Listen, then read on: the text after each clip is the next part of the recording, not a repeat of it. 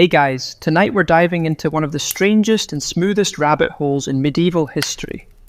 A world of bubbling vats, sacred hops, and nuns who could outbrew most modern microbreweries without even breaking their vows. You're about to enter a medieval abbey, not as a guest, not as a pilgrim, but as someone who's about to learn the secrets of brewing the finest ale ever blessed by candlelight and cloister. Now, I know what you're thinking. How hard could it be to make a medieval beer? Mix some barley and water, throw in whatever herbs you've got lying around, and wait, right? Wrong. So wrong. The truth is, brewing in the 13th century was basically a holy science, with rules, rituals, and consequences that could make even a tax audit seem relaxing. And let's be honest, you probably wouldn't survive your first week without offending someone, burning the wort, or accidentally summoning a goose uprising. Yeah, that'll make more sense later. So before you get comfortable, take a moment to like the video and subscribe, but only if you genuinely enjoy what I do here. And let me know in the comments where and when you're listening from. Midnight in Milwaukee, dawn in Dublin. I always love seeing where our sleepy little history club is tuning in from. Now dim the lights, maybe turn on a fan for that soft background hum, and let's ease into tonight's journey together.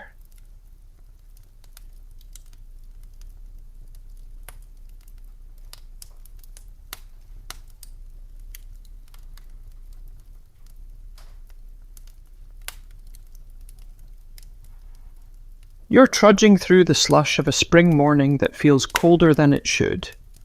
The rain is that whispery kind, not quite enough to soak you instantly, but persistent enough to feel like an insult. Your boots are caked in mud, and there's a strange ache building behind your left eye that might be hunger, might be exhaustion, or might just be regret for signing up for this pilgrimage in the first place.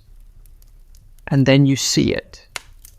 The abbey rises like a fortress carved from grey fog, its high stone walls flecked with moss, its narrow windows glowing with the faint amber of candlelight.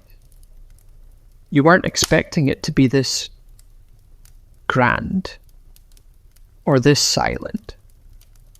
The gate opens with a groan, and you step into a courtyard that smells faintly of herbs, hay, and surprisingly, something yeasty and warm. A bell tolls from somewhere deep within the complex, slow and deliberate, as if warning the wind to behave itself. You follow the only path that doesn't look like it ends in a barn, and soon you're inside a passageway lined with wooden beams and centuries of dust. A soft voice greets you. "You're wet and late," says the woman in a wimple, her face unreadable but not unkind. "But you're just in time for the boiling." You assume she's joking. She's not. She leads you through a thick wooden door and into a room that smells like a bakery inside a cathedral. There are enormous barrels lined against the wall. Not the kind you'd expect in a tavern, but towering vessels big enough to hide a choir. Steam curls upward from a copper cauldron the size of a small canoe, and the floor beneath your feet is warm. That alone feels miraculous. "This," the woman says, gesturing with something between pride and warning, "is where the sacred ale is born." You nod as if you understand. You don't. Not even close. There's a soft hum in the air, not from machinery, this is centuries before that, but from motion. Quiet footsteps, hands stirring slowly, a rhythm that seems more like prayer than labor. You recognize the sense of reverence instantly. You're not in a kitchen, you're in a brewery sanctuary hybrid. And the women here aren't just cooks or chemists, they're alchemists of a very specific, very sacred art. The brew itself is halfway through what they call the mash. Barley has been soaked, stirred, whispered to, and now gently coaxed to give up its sugars into the cloudy water. The smell is thick, earthy, toasty, with a faint bitterness that clings to the back of your throat. a kind of comfort you didn't know you missed. Sister Agnes, the brew mistress, watches you carefully. Her hands are stained with malt, her nails chipped, her voice soft but absolute. "It's not just barley," she murmurs. "It's patience and prayer, and the quiet between them." You glance toward a younger nun stirring the vat in long, practiced circles. Her eyes are closed, lips moving in silent recitation. Maybe scripture. Maybe something older. "It takes 9 days to make the ale," Sister Agnes continues. 3 to soak, 3 to boil, 3 to bless. You nod, again pretending to understand. "And if you speak too loud," she says, "you'll wake the foam, and the foam doesn't like to be woken." You almost laugh. Almost. But her face remains as serious as a stone carving. Foam? Angry foam? That has to be a joke, right? But just as you're about to crack a smile, you notice how the other sisters glance at you. The kind of glance that says, "We've seen the foam turn." Apparently even beer has a personality in this place. As you're handed a small wooden spoon and beckoned to feel the warmth of the grain, you try to soak in every detail. The texture is like oatmeal left too long on the stove. The temperature, just below scalding. But the smell, it's cozy, intoxicating, and slightly bizarre, like bread made from forest secrets. "You'll sleep better after your shift," says one of the nuns behind you, "but not too much. It gives odd dreams." You believe her. The hours pass not in any normal sense, but in rhythm, like song or breath. You don't feel tired anymore. You don't feel cold. You feel like a cog in something ancient and strangely soothing. And you realize something else. They're not just making ale. They're continuing a ritual that's older than kingdoms, something both divine and deeply human. As the steam thickens and the shadows shift with the setting sun, a quiet sense of accomplishment fills the room. The grain has given itself to the water, the heat has done its work. And now all that remains is to wait. Wait for the foam to rise, gently, respectfully. Sister Agnes turns to you and says with a ghost of a smile, "You didn't ruin it. That's something." And in a place where silence is golden and foam holds grudges, that might be the highest compliment of all. The sun has dipped below the hills by the time you're led out of the brew hall, your tunic now slightly damp from steam and your nose faintly dusted with the scent of barley. You follow the narrow cloister path, lit by lanterns that sway gently in the breeze, their flickering flames playing tricks on the old stone walls. For a brief moment, the abbey feels less like a building and more like a breathing thing, warm, old, and very much alive. You're taken to the dormitorium, not to sleep, but to meet the woman responsible for everything that flows in and out of the brewery. Her name is Sister Benedicta, but everyone calls her Mistress of the Schedule, not because she's particularly stern, but because she runs the brewery like a celestial clock. Everything, and everyone, moves on time. Or else, she's not what you expect.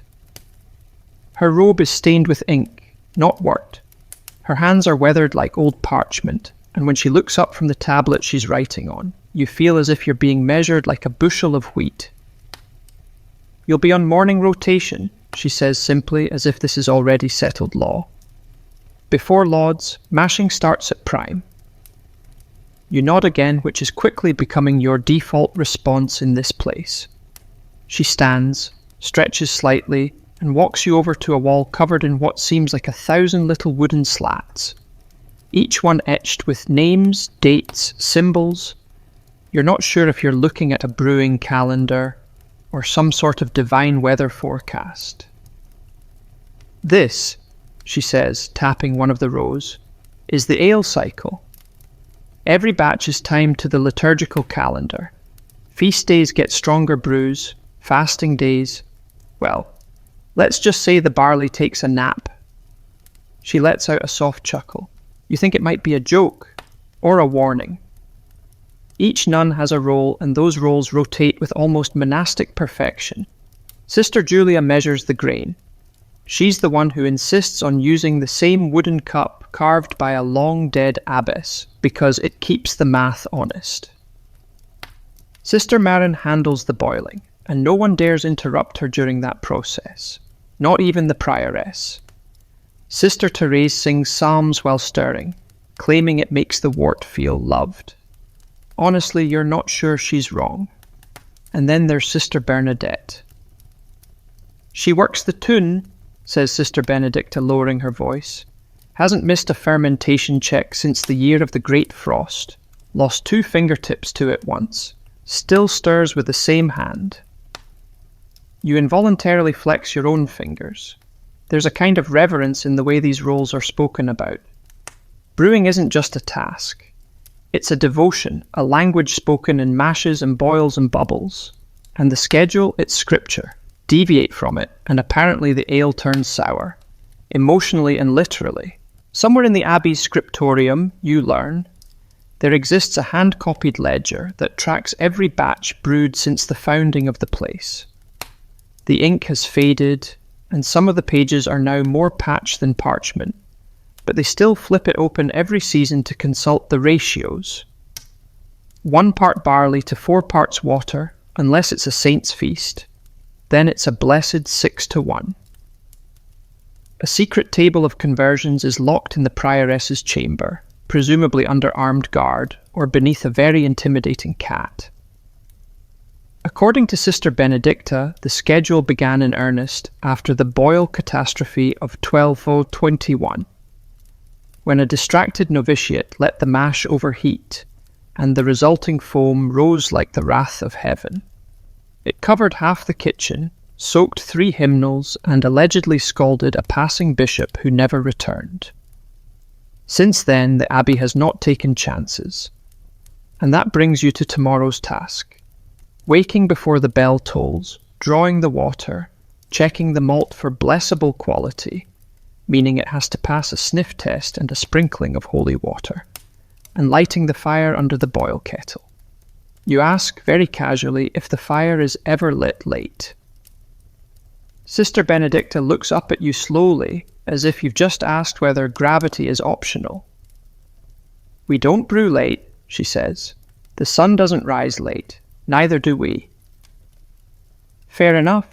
She walks you back down the cloister path, her sandals whispering against the stone, the scent of rosemary and wood smoke riding the night air. You ask her how long the schedule has existed. No one really knows, she says softly.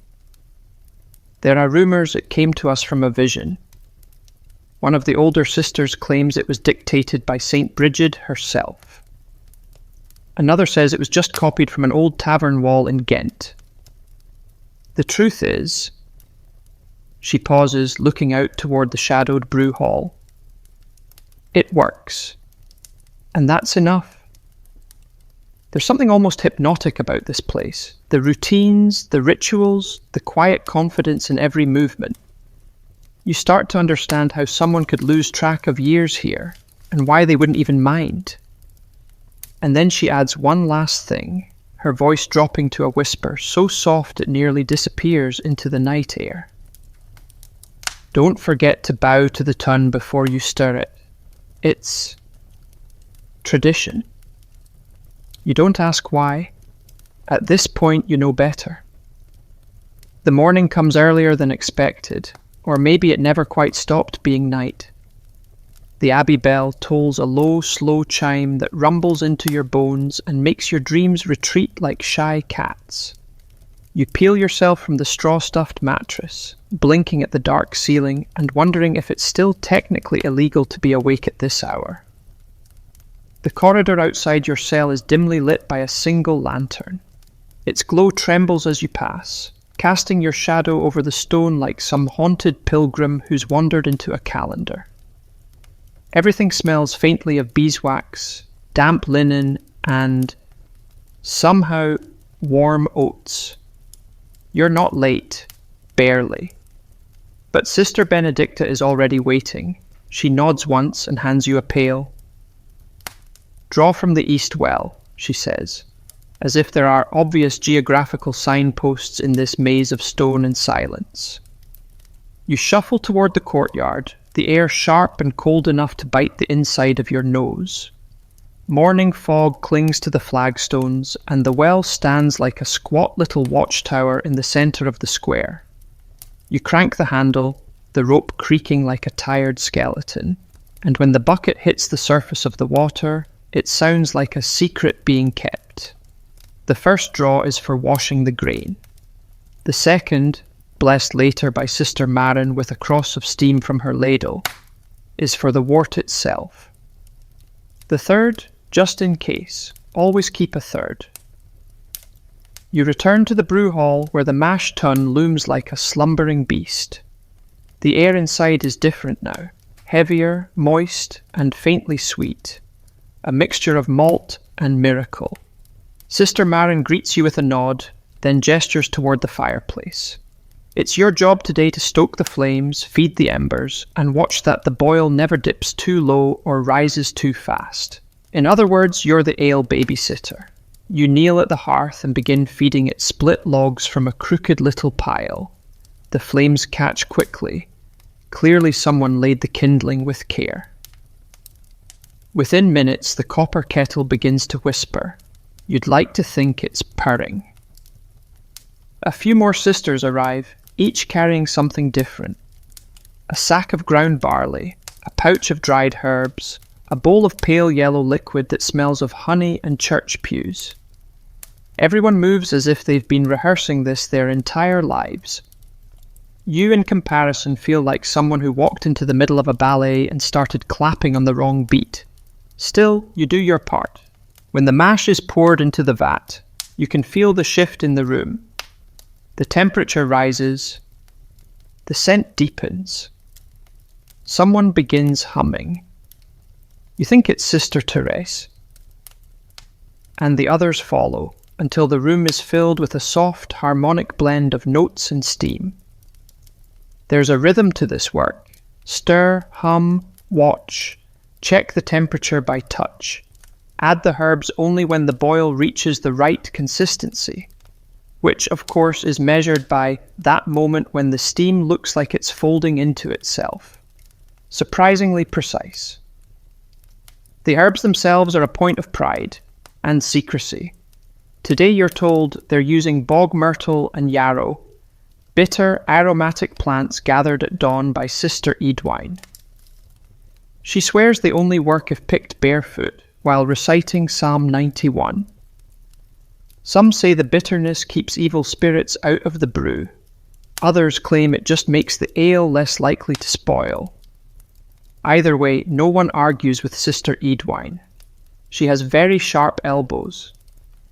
One of the older nuns explains that before hops became the norm, centuries later, brewers used all kinds of local plants to flavour and preserve their beer. Heather, sage, mugwort, even wild rosemary. It was a bit like playing dice with your tongue, she laughs, but it kept things interesting.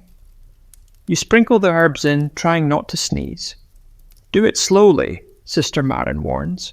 The kettle listens. You're beginning to suspect that everything in this abbey listens. The stone, the wood, the foam. You add the rest of the mixture in a careful figure-8 motion, trying your best not to anger anything, sentient or otherwise. As the boil continues, someone brings out the ladle. An ancient blackened thing carved from alder wood and wrapped in a strip of blue cloth. Only the brew mistress is allowed to stir with it. The rest of you just watch as she begins a slow, clockwise movement, whispering something under her breath. You lean in, trying to catch the words. She glances at you, amused. It's a family recipe, she says. There's a pause, then she winks. The prayer, not the ale. Around midday the boil is complete. You help transfer the steaming mixture into cooling barrels lined with cloth and old twine. This part is tricky. Too fast and it splashes, too slow and it begins to thicken. But under Sister Benedicta's gaze, no one dares misstep. Once the barrels are sealed and set aside, the brew hall returns to a quiet stillness. The hard work is over, for now. You're given a ladle full of weak ale, unfermented, someone jokes, so it doesn't count. It's warm, nutty, and surprisingly smooth. The taste reminds you of toasted bread and honey-soaked wood. It's honestly good. As you sit against the wall, sipping your portion and watching the steam rise toward the rafters, someone sits beside you. "You did well," Sister Julia says. "No one cried. That's rare for a first-timer." You smile. You'll take that as a win. She leans closer and says in a whisper, "You know, in 1302, a batch boiled so perfectly the foam formed the shape of St. Cuthbert's face." You raise an eyebrow. "The likeness was uncanny," she insists. "People came from 3 towns over to see it." You ask what happened next. "We drank it, of course," she says, entirely deadpan. And with that, she stands, dusts off her robe, and disappears back into the shadowed hallway, leaving you to wonder whether the story was real or just another part of the Abbey's quiet, intoxicating spell. The afternoon light filters in through the tall, narrow windows, casting golden stripes across the cool stone floor. After the heat of the brew hall and the rhythm of the morning's work, the silence in this next room feels almost theatrical. You've been assigned to assist in what they call quiet monitoring. It sounds relaxing until you learn it involves sitting completely still beside the fermentation barrels and making sure, under no circumstances, anything moves too much. The fermentation chamber is unlike any room you've been in. The air is damp, dense, and oddly comforting. Rows of barrels rest along the walls, each one marked with a series of lines, dots, and symbols that only make sense if your brain was trained by the Vatican and a tax accountant. According to Sister Beatrix, the symbols represent batch date, strength, and mood. Yes, mood. She's very serious about it. You ease onto a low wooden stool, careful not to make the slightest noise. The floor creaks in response, a betrayal. A nun across the room raises an eyebrow. You freeze. The goal here, you're told, is not to disturb the yeast. The yeast, apparently, is particular. It responds poorly to loud voices, fast movements, or even ill-meaning thoughts. You almost laughed at that last part, until you saw how completely no one else was laughing. Sister Beatrix explains that in this stage, the brew is alive. It's thinking, bubbling, breathing in its own strange way. The yeast, drawn in from the walls of the abbey, collected over decades, maybe centuries, is the invisible hand of transformation. Barley and water have done their part. Now the tiny, unseen monks go to work. "In the city," she whispers, "they just throw in powder from a pouch. But here, our yeast chooses us." You're not sure whether she's joking. You suspect she isn't. There's something mystical about it. Every now and then you hear a soft hiss, a bubble, a faint pop like a small sigh from one of the barrels. You lean in, and sure enough, the liquid shifts slightly, like it's dreaming. It's both magical and a little unnerving, as if you've been put in charge of watching someone else's heartbeat. The temperature is controlled using thick woolen cloaks draped gently over each barrel. Each cloak is different. One is patched with faded embroidery, another stitched with the words Pax et Cervicia, peace and beer. You consider requesting one for personal use. When Sister Beatrix leaves to attend Vespers, she entrusts the room to you.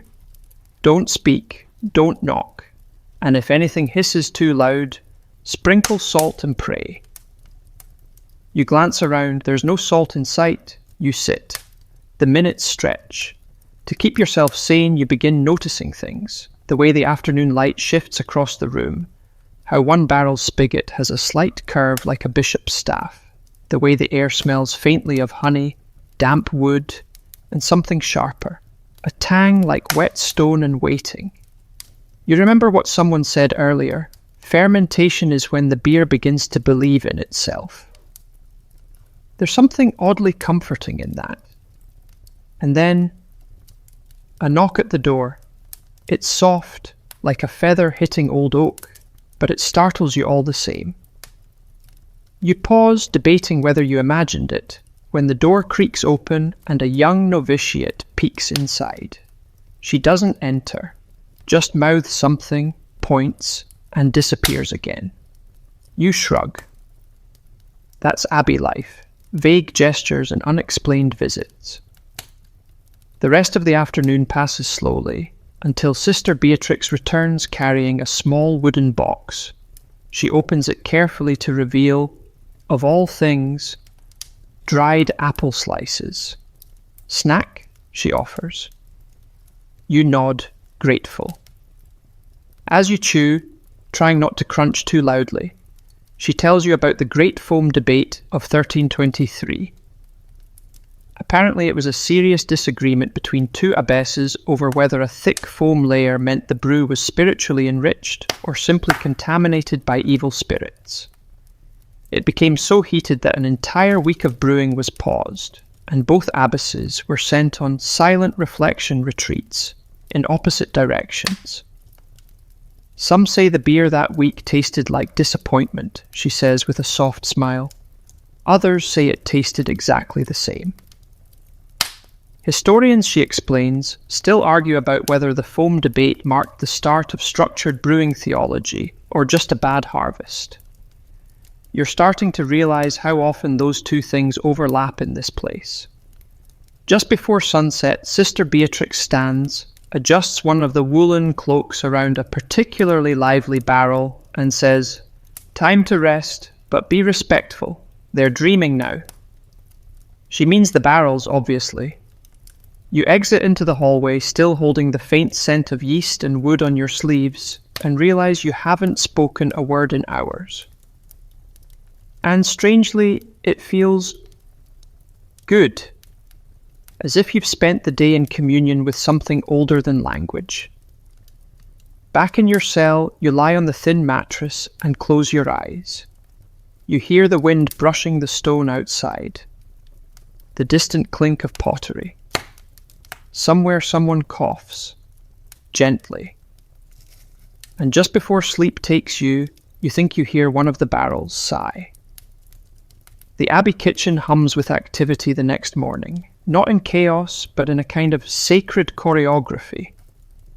Wooden spoons clink gently against ceramic bowls, footsteps fall in rhythm, and someone is softly chanting something about barley loaves and fishes, though you're fairly certain fish aren't on the breakfast menu. You're not here to cook. Not exactly. Today you're helping with the preparation of a special batch of ale, one meant for guests. And not just any guests, noble ones. Rumour has it there's a delegation arriving from a neighbouring monastery, and naturally the first thing anyone asks for after prayer is a proper drink. You're shown into a smaller brewing room adjacent to the main hall. It's less imposing, more intimate, like the private study of someone who hoards fermentation secrets. Sister Winifred, a tiny woman with a perpetually furrowed brow and hands that look like they've kneaded every dough in Europe, is your mentor today. They expect smooth, she says, squinting up at you. Royal smooth, the kind of ale that makes them forget how lumpy the straw beds are. You nod solemnly as though you personally invented smoothness. This batch, she explains, is flavoured differently, with herbs steeped in wine before being folded into the final boil. It's an old recipe, traced back to an abbey in Aquitaine, where, allegedly, monks once traded casks for poetry. The mixture today includes lavender, hyssop, and a pinch of something she only refers to as the calming root. Too much, and it puts people to sleep, she warns. Too little, and they don't shut up. You're not entirely sure if she's referring to the guests or the yeast. The brewing process here is slightly different, more delicate, less heat, longer steep, more stirring. You find yourself absorbed in the details, measuring precisely by weight, using smooth stones. Whispering the correct benediction when adding the wine. Stirring always clockwise. Unless you want it to taste like regret, Sister Winifred mutters.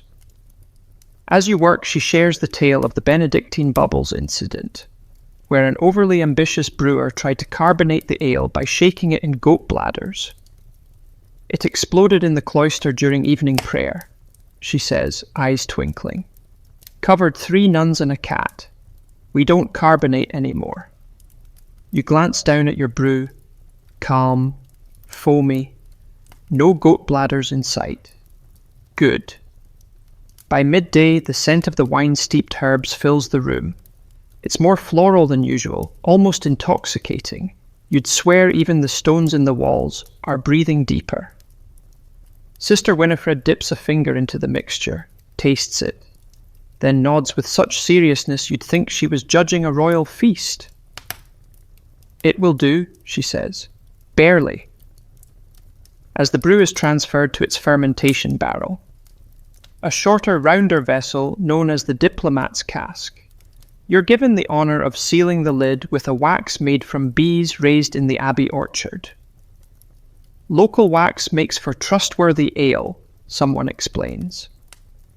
Once sealed, the cask is marked with a tiny carved cross and placed in a dark alcove, away from the main barrels. You ask why. Because the ale meant for guests is more sensitive, Sister Winifred replies. It gets stage fright. You're not sure how much of what she says is literal anymore, and honestly, you've stopped caring. The logic of the abbey is starting to make a strange kind of sense. Later that afternoon, you're invited to the outer courtyard to help prepare for the guests, not with decorations, heavens no, but with the placement of ale jugs. Sister Isolde is in charge, and she explains that ale visibility is a form of diplomacy. Place too many jugs, she whispers, and they'll think we're trying too hard, too few, and we look stingy. 4 per table, evenly spaced, with the smoothest batch on the western end. That's where the abbot sits. You adjust the jugs with the care of someone diffusing a medieval ale bomb.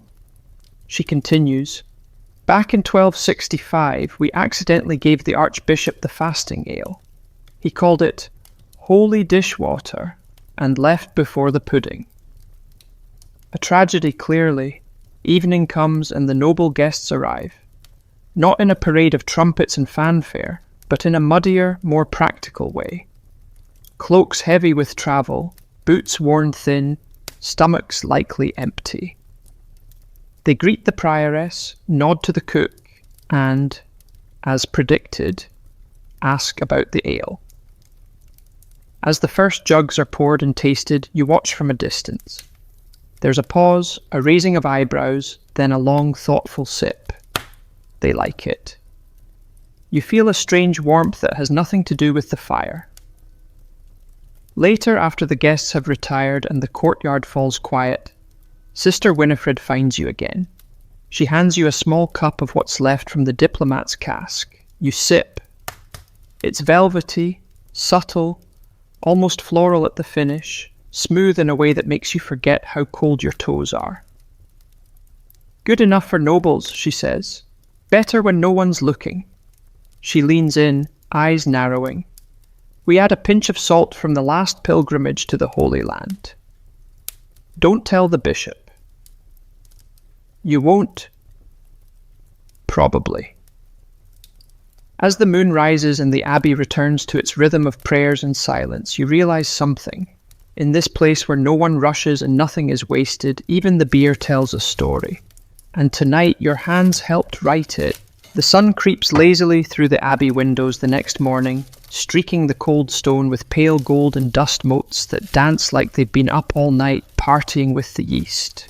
You're sore, not dramatically, but in that low, honest way that says you've spent the last several days lifting barrels, stoking fires, and trying not to offend any ancient, fermentation-sensitive spirits. Today, Sister Agnes greets you with an unusually bright smile and flower on her face. "Lucky you," she says, handing you a burlap apron that smells like wood smoke and wet grain. You get to help test the new batches. You blink. Test? As in, drink?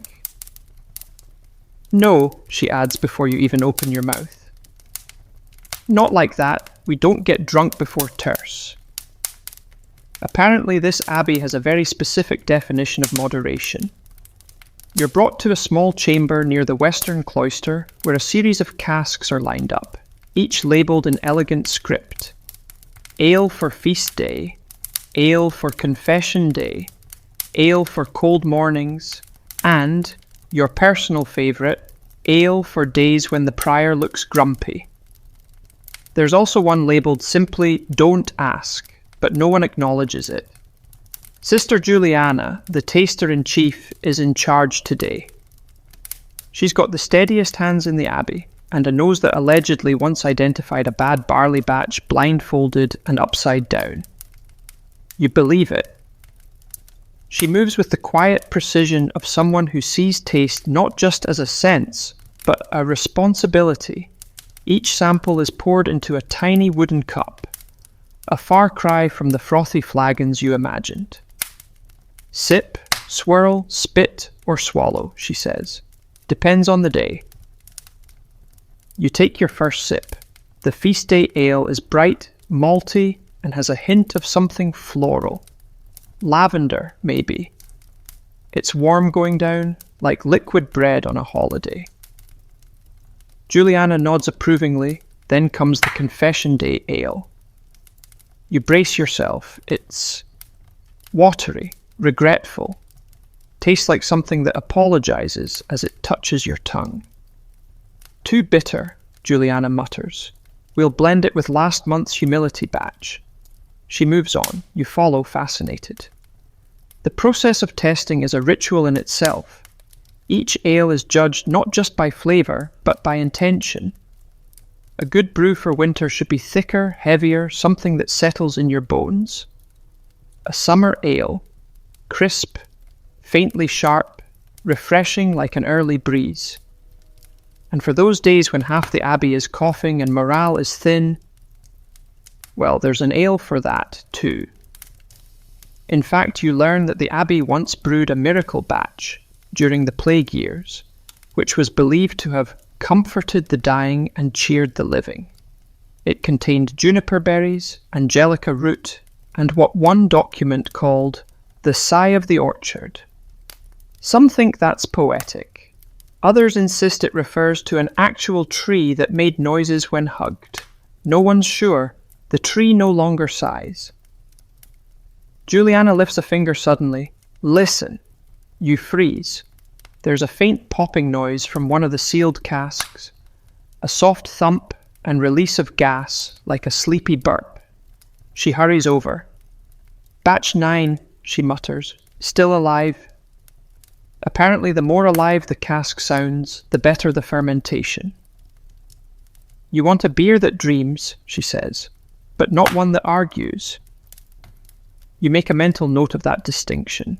After sampling 6 more batches, and feeling a little lightheaded even from the polite sips, Juliana calls a halt. "Time for the final test," she says, leading you to a table set against the far wall. There in a small ceramic vessel is the smoothest ale they've brewed in the last 3 seasons. It's dark gold in colour, slightly cloudy, and still warm from the fermentation room. You take a sip, and for a moment you forget you're in a cold stone building full of nuns and barrels and schedules. It tastes like buttered grain and sunshine, like if you squeezed bread and joy into a cup. Smooth is an understatement. It's like drinking a memory of being loved. You look up, blinking. Juliana just nods. That, she says quietly, is the kind of ale we save. Save for what, you ask? For when people forget. Forget what? That there's beauty in slow things, she says. You sit with that thought for a while. Later that day, you help Sister Catherine carry labelled samples to the storage cellar. Each bottle is wax sealed and wrapped in a cloth embroidered with the name of the brew. One is packed in a small chest marked, "For the Lord Abbot." Do not swap this time. Apparently there was an incident. As you work, Catherine tells you a little-known story. Years ago, a travelling bishop arrived unannounced and sampled the wrong ale, the unfiltered one still heavy with sediment. He claimed it gave him visions. 3 months later, he wrote a letter declaring the abbey's beer theologically sound and mildly prophetic. The letter is now framed in the guest chamber. Some scholars still argue whether it was a vision, Catherine says, or just indigestion. You smile. Another mystery, lovingly preserved in molten memory. As the sun sets, casting honey-coloured light over the barrels and the cool stone floor, you realise the obvious: brewing here isn't about beer. It's about patience, rhythm, the kind of quiet care that holds a place together when the rest of the world forgets how to wait. By now you've learned to walk the cloisters without rushing.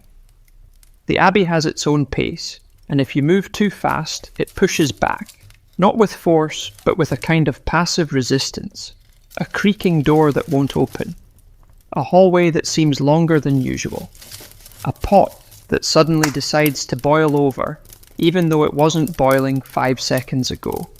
So you slow your steps, you breathe with the stones. This morning you're assigned to an unusual task. Sister Agnes finds you just after prime and hands you a soft-bristled broom and a folded piece of parchment. The title reads Inventory of Brewed History.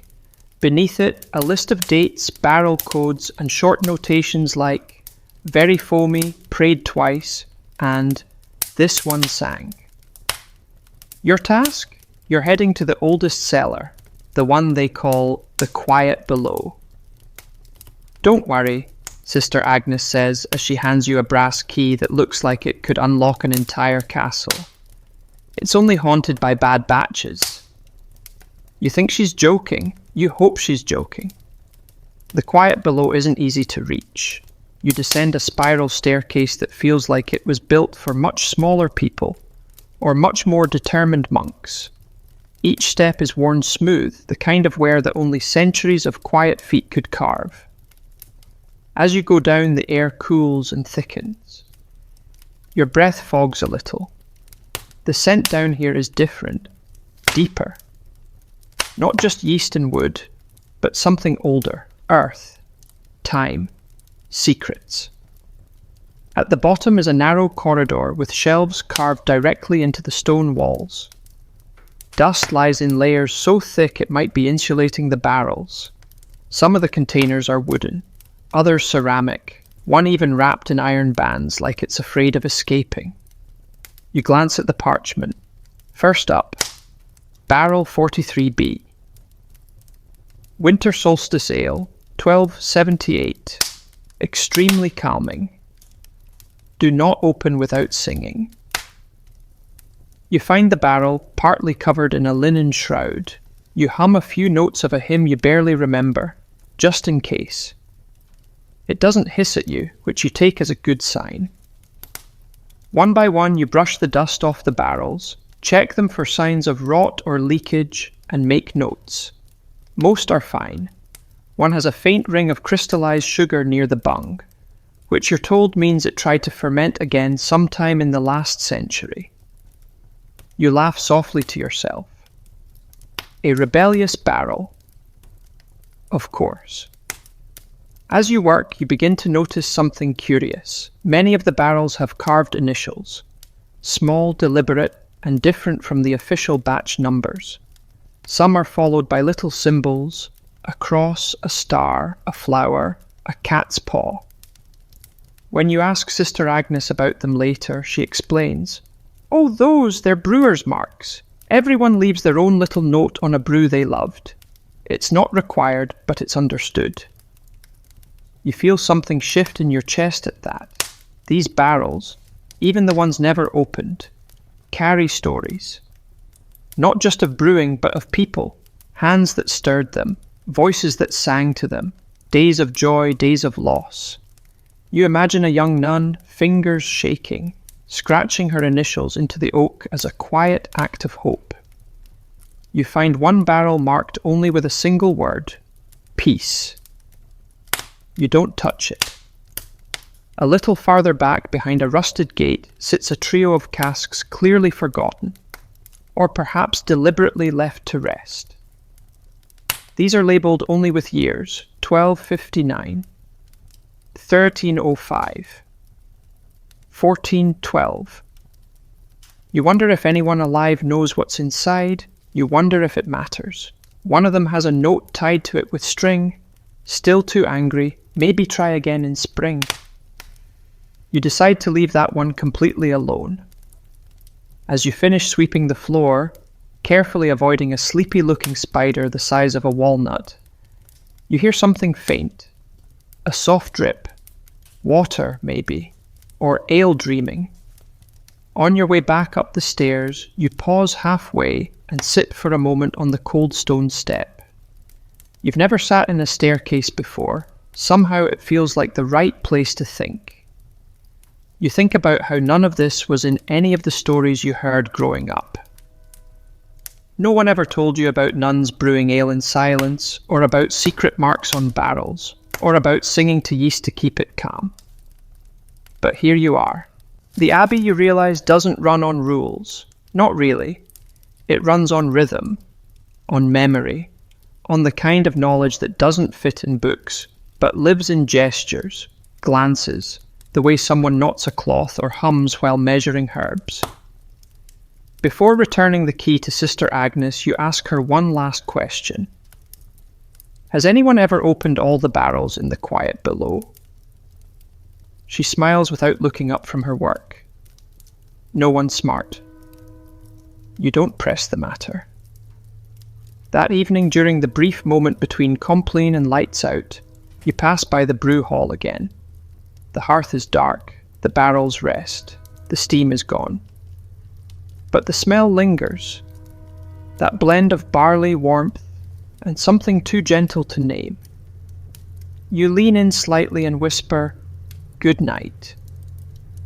And just before you turn away, you think, just for a second, that you hear one of the barrels sigh.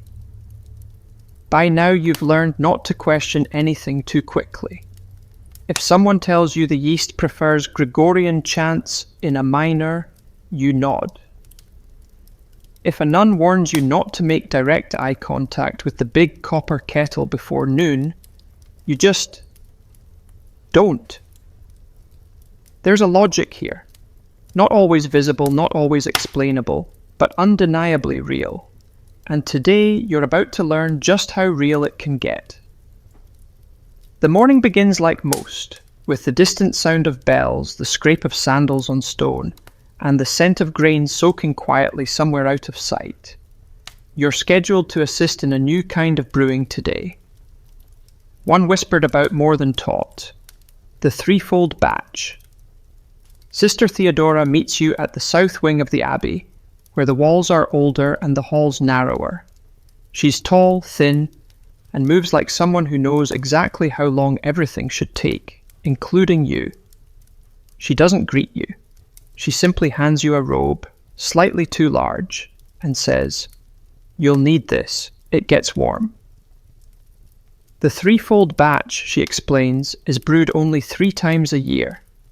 On Pentecost, on All Saints' Day, and, oddly, on the second Thursday after the last frost. We don't know why, she adds. It just works better then. This particular ale is famous, or infamous, for its richness, its strength, and its tendency to cause strong emotions. In 1477, someone cried for an hour after tasting it. In 1523, a monk composed a 5-part hymn mid-sip, and in 1604, 2 travelling scribes drank half a jug and eloped with each other's donkeys. Historians still argue whether that last part was due to the ale or just poor judgment. The brewing process begins with a triple mash, 3 separate rounds of grain steeped and stirred before being combined. This takes all morning. Your arms feel like soft bread dough by the second round, but you dare not slow down.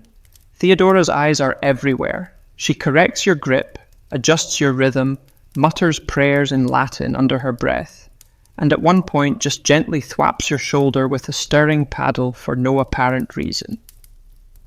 "You were thinking too loudly," she says. Fair enough. By midday, the 3 mashes are ready to be united.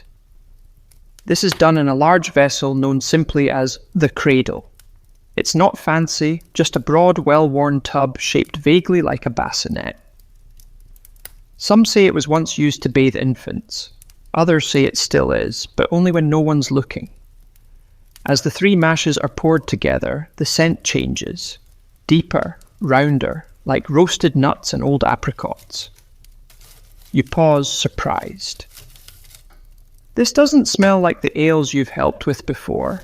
This smells like memory.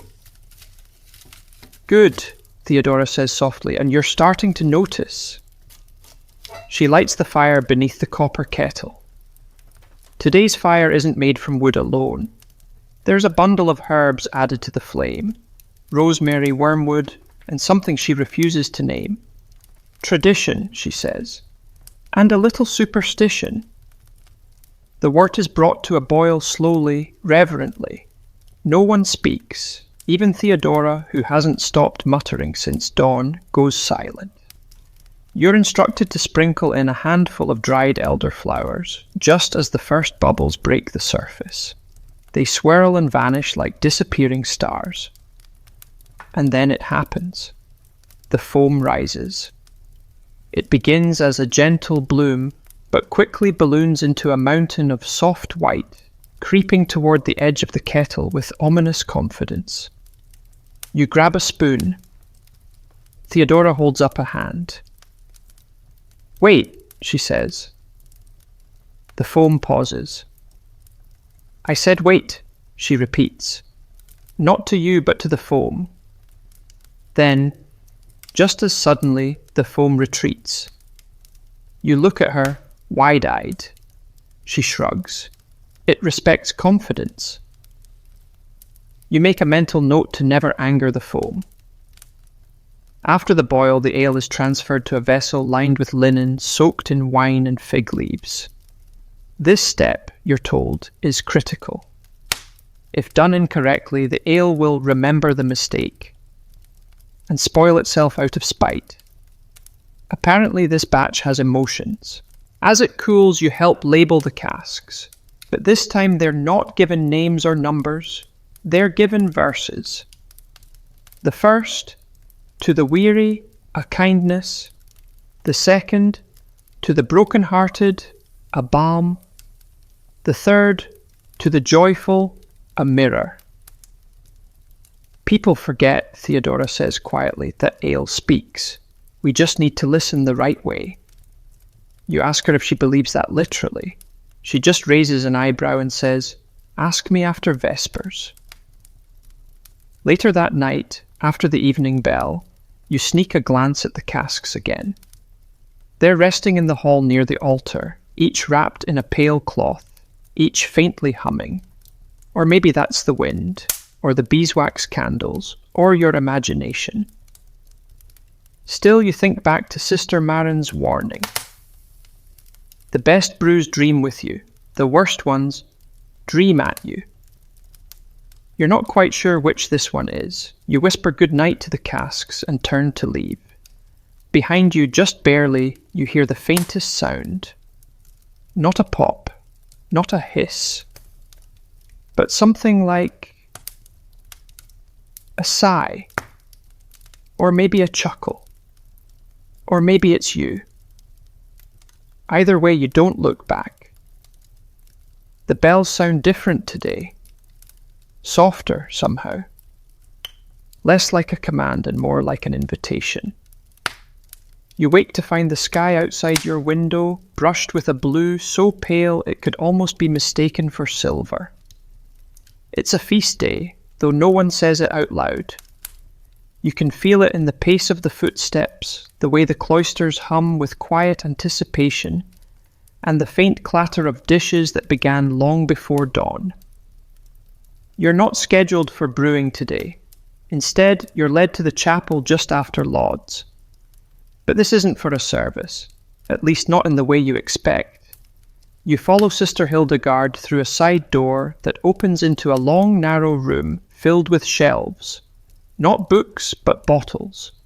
Rows and rows of clay, glass, and wooden vessels, some sealed with wax, others corked and marked with careful ink. This is the Sanctum Bibendum, the Sacred Drink Archive. No one calls it that, Sister Hildegard says, deadpan. I just like the way it sounds. She explains that this room holds special ales, batches brewed not for everyday use, nor for guests, but for moments, ceremonies, vows, healing, even on occasion funerals. You trail your fingers along one shelf and stop at a dusty green bottle wrapped in faded ribbon. Its label is barely legible. For reconciliation. You raise an eyebrow. That one's been waiting 20 years, Hildegard murmurs. Still sealed. The air here is different. Not musty or old, but heavy, reverent. Each bottle a time capsule, sealed with intention. Sister Hildegard hands you a small booklet and a quill. We're updating the ledger, she says. Some of these need to be rotated. You take a seat at the narrow table in the corner. Your task is to compare the bottles on the shelves to the list in the ledger.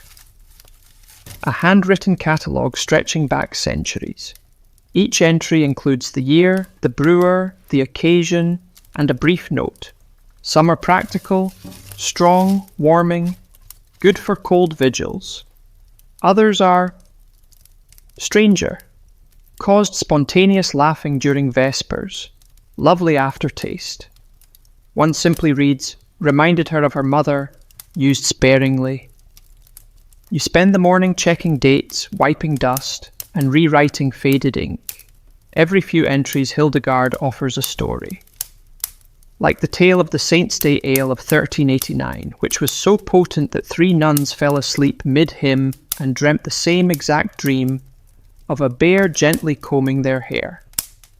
Or the Harvest Brew of 1504, which was accidentally bottled with a sprig of mint, became a regional favourite and inspired a short-lived but very enthusiastic order of refreshing evangelists. Most of them just wanted an excuse to brew more, she says. You ask if any of the bottles are dangerous. She gestures toward a small wooden box in the far corner, nailed shut. That one might be vinegar, she says. Or it might be the batch that made Sister Alodia speak fluent Aramaic for a week. No one's been brave enough to find out. Midday passes quietly. You take your lunch, a thick slice of brown bread, some cheese, and a pear that insists on being eaten slowly, and return to the archive. There's something oddly satisfying about this work. No fire, no foam, no boiling chaos. Just names and memories, each preserved with care. You feel like a historian, but for something softer. Less about kings and wars, more about kindness and warmth. The kind of history that rarely gets written down. Hildegard interrupts your thoughts. Want to try one? You blink. Now? Just a taste. It's part of the rotation. We need to know what still holds. You choose a bottle labelled for new beginnings. The wax seal cracks gently as she opens it. The scent is faintly citrusy, with a strange undernote of thyme and something sunny. She pours a thimbleful into 2 cups. You sip. It's light, soft, like spring rain on warm stone. It tastes like hope. You sit in silence for a moment, then Hildegard says, "That batch was brewed after a long winter. We lost 3 sisters. The prioress asked for something that could make the novices smile again."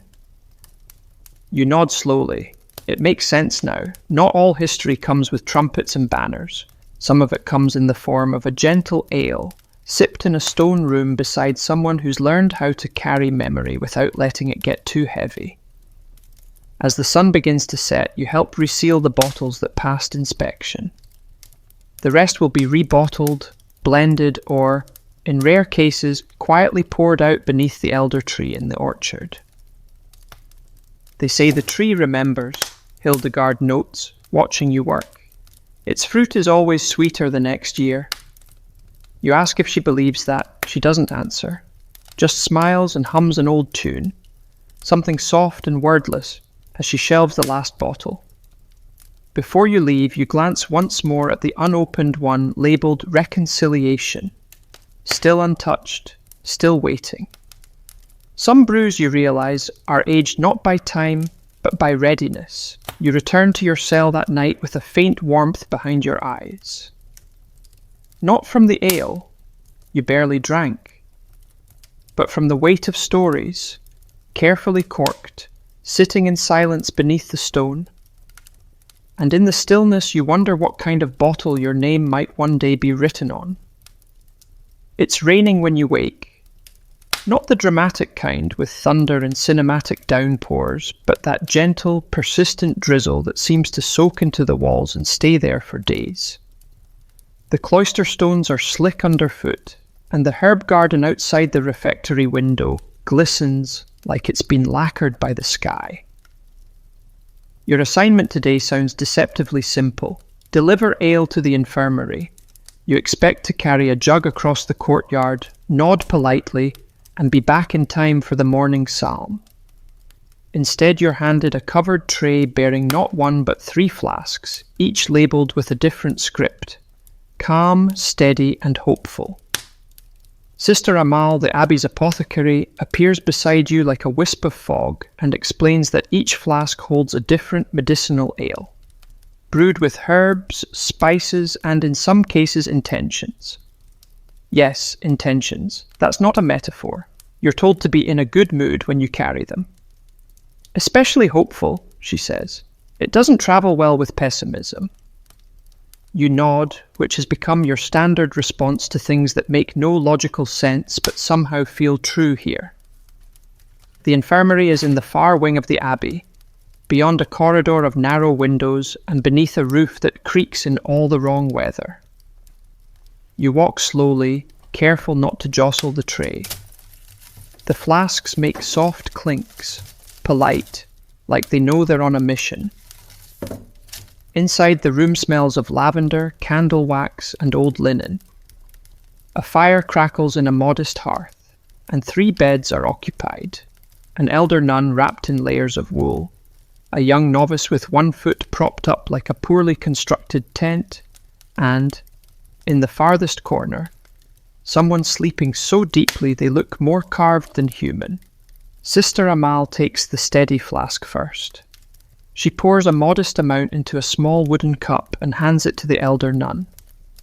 The woman drinks with shaking hands, then sighs so deeply you feel it in your bones. Her heartbeat's been fickle, Amal explains softly. This helps it remember itself. Next comes calm, given to the novice. She grumbles as she drinks it, muttering something about how it tastes like soggy licorice and regret. But moments later, her shoulders drop, her jaw unclenches, and she exhales like someone letting go of a fight they'd already lost. Then it's time for hopeful. Sister Amal pauses. "We'll wait," she says. "He's not ready." You glance toward the motionless form in the far bed. A visiting monk, apparently, fell from a horse while delivering scripture copies, not expected to wake any time soon. You offer to return the flask to storage. Amal shakes her head. hopeful stays, just in case.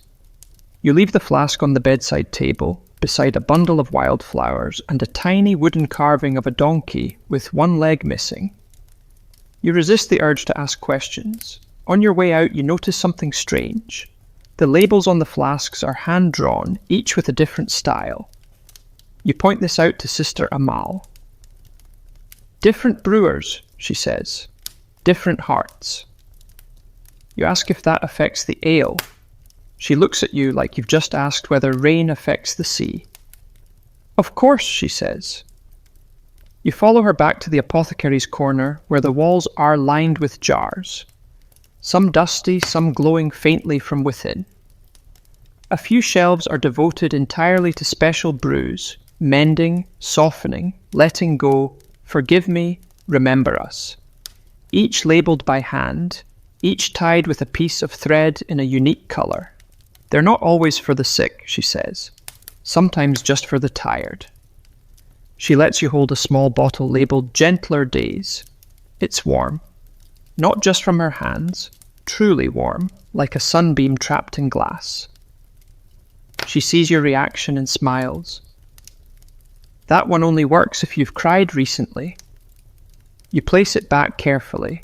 Amal tells you about a long-past abbess who brewed gratitude so potent that it made the drinker write thank you notes to their enemies. Or the disastrous attempt at bottling courage, which apparently caused Sister Maud to challenge a bishop to a game of dice over a theological dispute. One, Amal adds with a smirk, but still had to apologize. She pauses, then gestures to a locked cabinet. And then there's forget. You don't ask to see it. You're not sure you want to know what kind of wound that one's meant for. As the rain softens outside and the hour bells chime, you realize the medicinal ales aren't a gimmick. They're not snake oil or wishful thinking. They're memory, comfort, ritual, brewed into something tangible, something that warms hands as well as hearts. That evening during supper, someone places a small cup beside your bowl of lentil stew. You look up in surprise. Sister Amal nods from across the room. The cup holds just a few sips. The scent is sweet and slightly earthy. You taste it and the world softens. Not in a grand, dramatic way. No visions, no sudden revelations. Just a quiet easing. Like a knot in your chest deciding, slowly, to let go. You sleep well that night. And when you wake, you find the sky is still grey, but somehow less heavy. There's a peculiar energy in the abbey this morning. Not the frantic kind you'd find in a royal court or bustling village square, but the subtle kind, like the moment before a storm or the breath just before laughter. You feel it as soon as you step into the cloister. The sisters are walking faster. The bells sound brighter. Someone's polished the door hinges. Inspection day, Sister Benedicta says dryly, appearing beside you without warning. Try to look devout and non-flammable. You blink. Excuse me? She hands you a cloth and a jar of what smells like lemon and beeswax. Everything has to shine. The Archbishop's steward is visiting. And just like that, you've been promoted, or perhaps demoted, to official ale polisher. Apparently twice a year, someone from the bishop's office arrives to ensure the abbey isn't secretly hiding scandal, heresy, or worse, poorly made ale. And while no one's ever said so explicitly, it's understood that bad beer makes for bad reports. You're assigned to the public brew hall, the one they want people to see. It's a bit more formal than the others. The barrels are evenly spaced, the floor scrubbed so clean you're afraid to breathe on it, and the tools are arranged in symmetrical harmony that would make a stonemason weep. Sister Eustacia is in charge today. She's tall, soft-spoken, and reputed to have once brewed an ale so smooth it was mistaken for holy water. Twice. We're not hiding anything, she tells you as you polish the rim of a copper ladle until you can see your own worried face in it. but it doesn't hurt to make a good impression. You ask what the steward usually looks for. Clean tools, labelled barrels, no signs of intoxication, no suspicious bubbling. You nod. That last one feels oddly specific. And, she adds, no animals in the brew hall this time. You pause mid-polish. This time? She smiles wistfully. There was a goose. It's a long story. By the time the steward arrives, the hall is gleaming. The barrels are standing like obedient soldiers, and a faint, pleasant aroma of baked bread and ale-soaked herbs hangs in the air. You stand at attention near the back, trying to look both knowledgeable and humble, like someone who has definitely never tripped over a sack of barley or whispered apologies to a vat of yeast. The steward is younger than expected, well-dressed, tidy beard, eyes that scan the room like a hawk trained on a buffet. He's accompanied by a scribe who writes things down far too aggressively, and a second assistant who appears to be measuring things purely for the sake of measuring. He inspects the tools, sniffs the mash tub, taps a barrel with a knuckle and nods, as if it replied. Then he turns to Sister Eustacia. "And the recipe?" he asks. She smiles serenely. "Passed down orally, rooted in Roman technique, honed by humility." He narrows his eyes. "Documented?"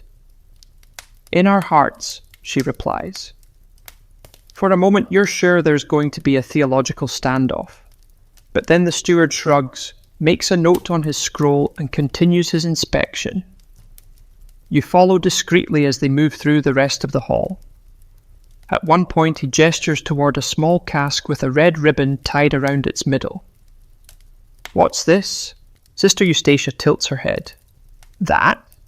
That's the batch of uncertain purpose." He frowns. "Explain."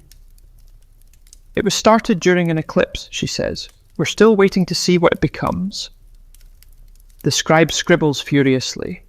The steward, to his credit, simply nods. "Experimental theology. Interesting." The inspection ends not with a proclamation, but with the steward accepting a cup of ale, carefully measured, dutifully poured, and sipping it slowly. He closes his eyes, breathes in, swallows. And then, after a pause so long you start imagining various worst-case scenarios involving excommunication, he says, "Smooth."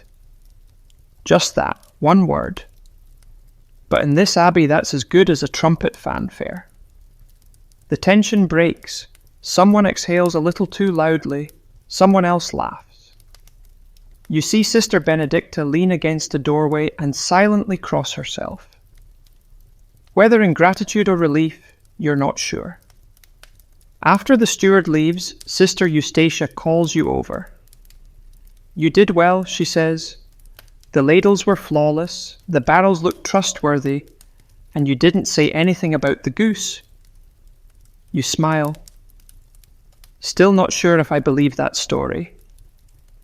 "Oh, it's true," she says. "It was a Wednesday. The goose had opinions." You help clean up, carefully putting each tool back in its rightful place. The barrels remain sealed, the air still warm with the scent of a job well done.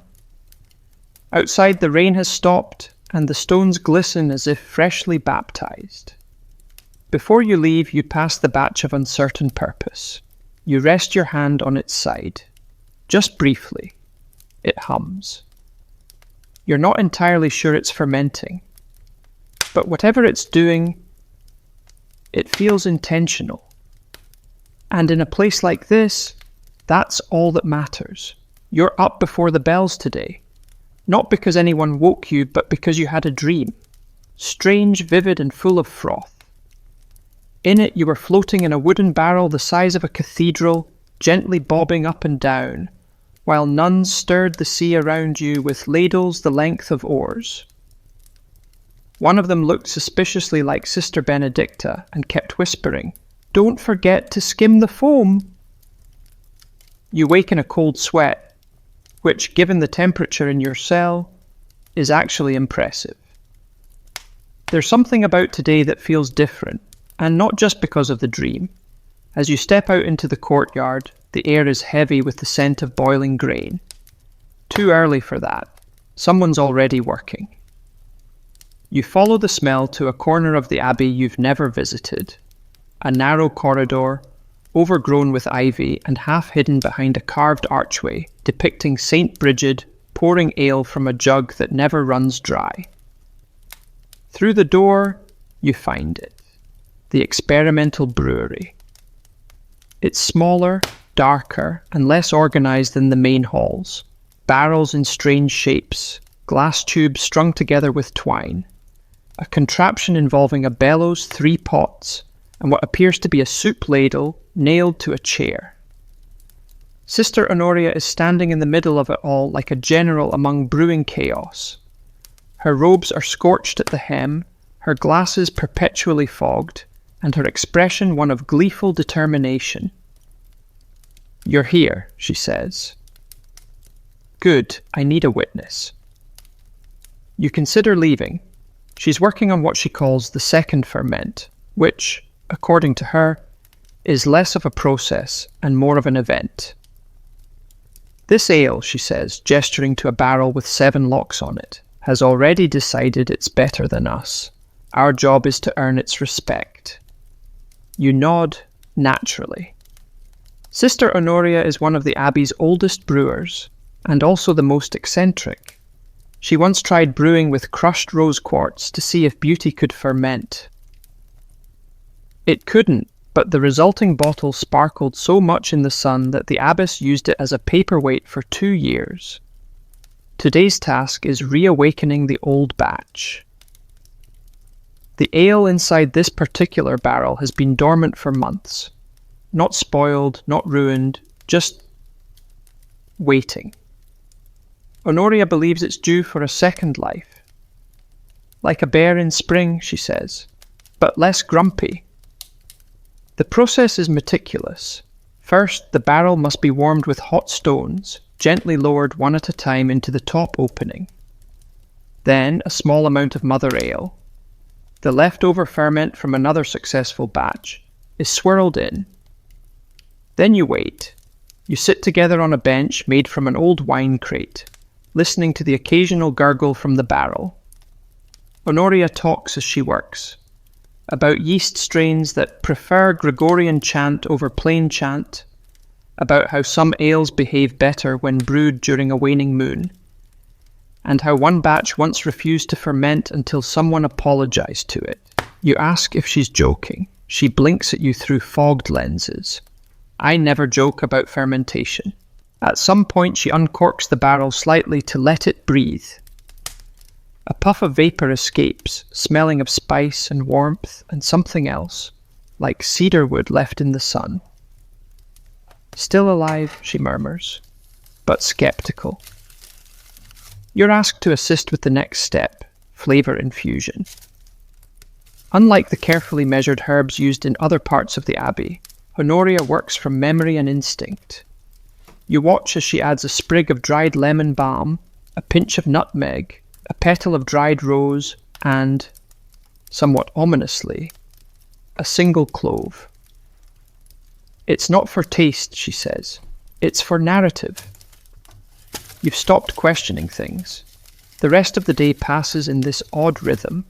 Stir, wait, warm the barrel, talk to it. At one point, Honoria tells it a story, a true one apparently, about a time she fell asleep during Compline and dreamed the Virgin Mary handed her a pint. The dream was so vivid she woke up thirsty. "It smelled exactly like this," she says, inhaling the steam curling from the barrel. Late in the afternoon, the brew begins to bubble gently, steadily. Not in protest, but in what Honoria calls agreement. She offers you the ladle. "Go on," she says. "Taste the second life." You dip the ladle and sip. It's complex. Not sweet, not bitter, but full. like something that remembers having been bitter once and chose not to be anymore. It leaves a warmth on your tongue, then cools into something soft and clear. You look at her, stunned. She smiles. You don't make ale like that. You earn it. She pours a small bottle's worth and corks it with wax. Then she scribbles a label and hands it to you. It reads, Resurrection Ale.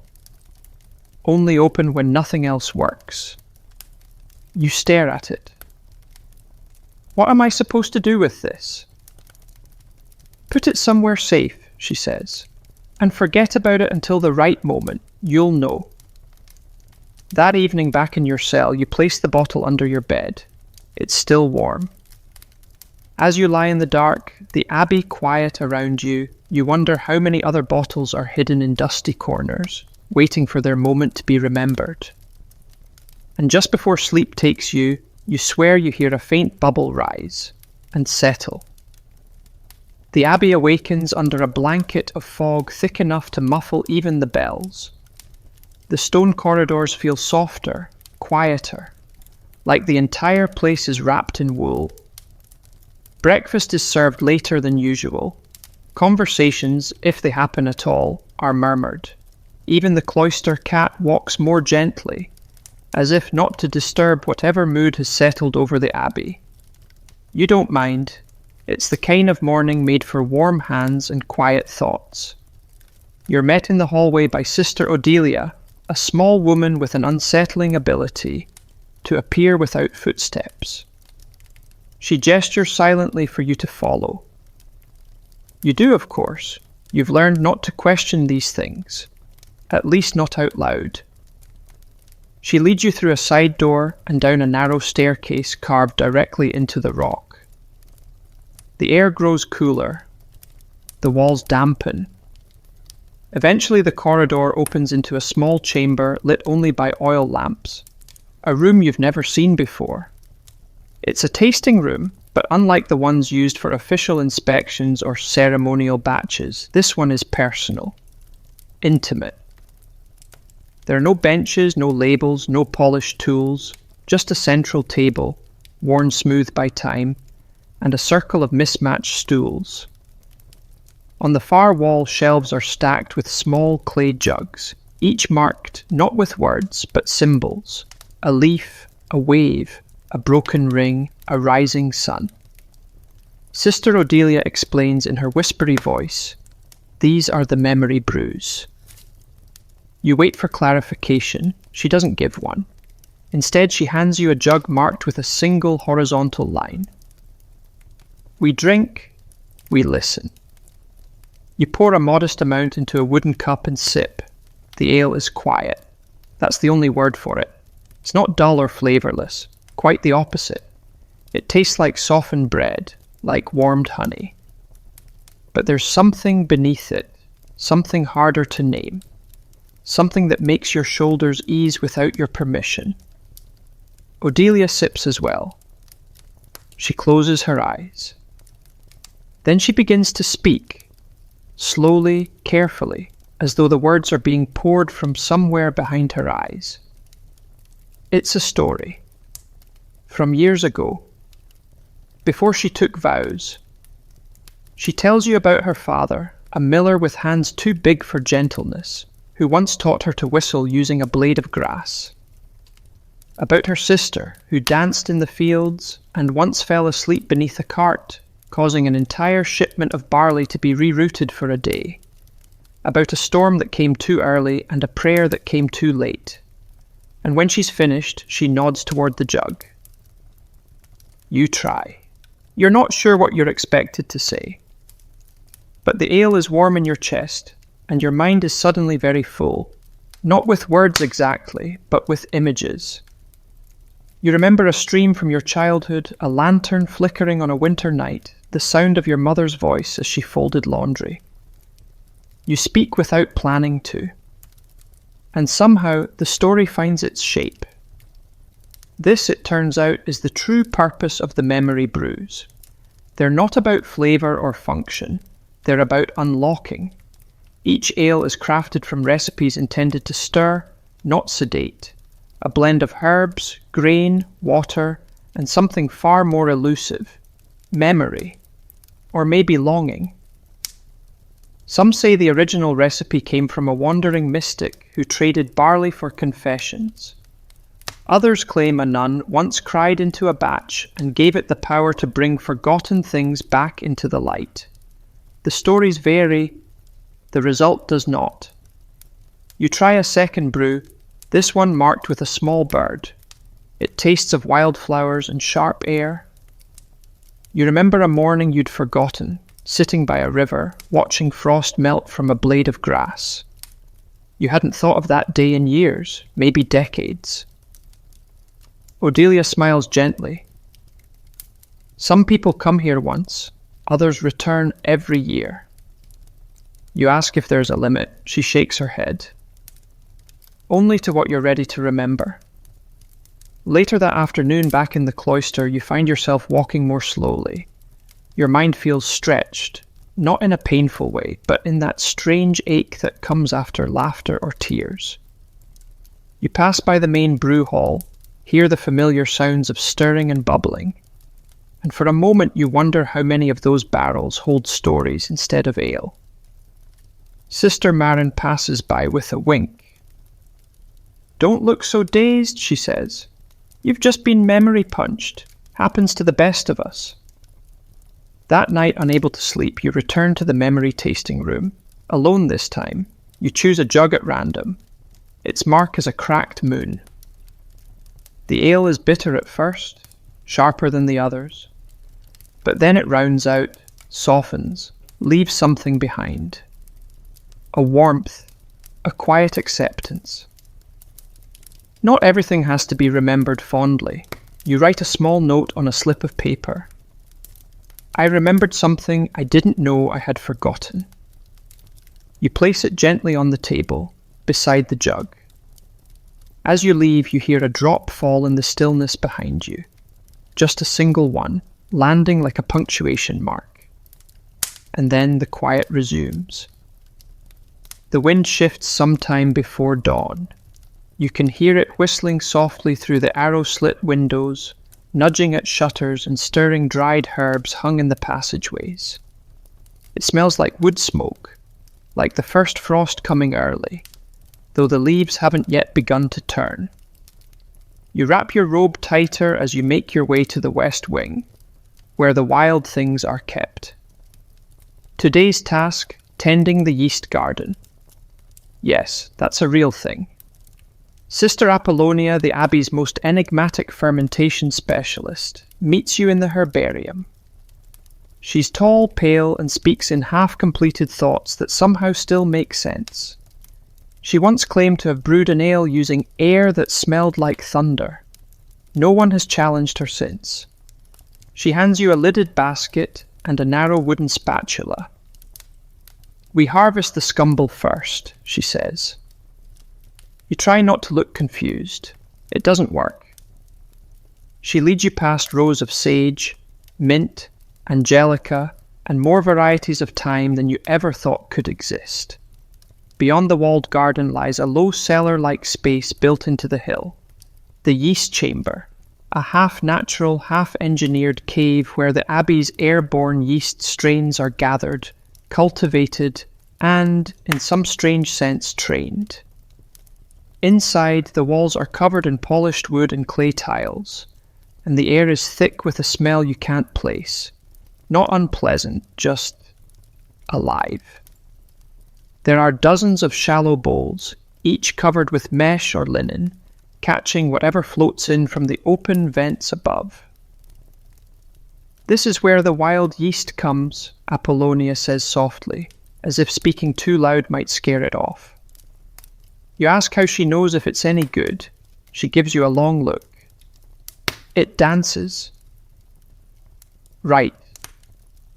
Each bowl is labelled with symbols. A circle, a flame, a spiral, a feather. You watch as Apollonia uncovers one marked with a small hourglass.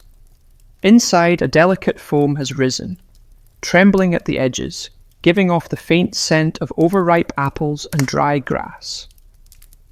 She nods. That one's in a generous mood.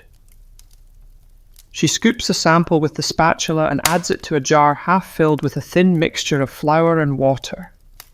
This is the starter, the first breath of what might become a very good ale, or possibly something undrinkable and vengeful. We don't rush it, she says. We let it introduce itself. You spend the morning preparing tiny jars, feeding them with flour, and whispering encouragement. Not because you believe it matters necessarily, but because Apollonia seems so sure it does. She tells you each strain has a personality. Some are bold, some shy. Some prefer oat flour, some hate rosemary. One, she claims, will only bloom if exposed to harp music. You're not sure whether she's teasing. After lunch, you help transfer successful starters to the fermentation wall, a wooden rack kept near the kitchen hearth, where warmth from cooking helps coax the yeast into liveliness. It's a delicate process. Too much heat, and they die. Too little, and they sulk. One jar bubbles eagerly, releasing a faint scent of cloves and pears. Apollonia names it Clement. Another sits motionless for hours, refusing to foam. She taps the side and mutters, "Stubborn little bishop." By mid-afternoon, you've helped label a dozen jars. Each one is dated, marked, and tucked away with care. And then comes the final task of the day, visiting the elder yeast. This strain, known only as Mother Teresia, lives in a jar sealed with wax and kept in a wooden cabinet lined with wool. No one is entirely sure how old it is. Rumours place it somewhere between 70 and 200 years. It's only awakened once a year, fed a blend of honey and dark rye, and returned to slumber before sunset. You're allowed to observe, nothing more. Apollonia lights a small candle, cracks the seal, and slowly lifts the lid. The scent is powerful, ancient, a blend of fermented fruit, beeswax, and something almost metallic, like memory mixed with copper.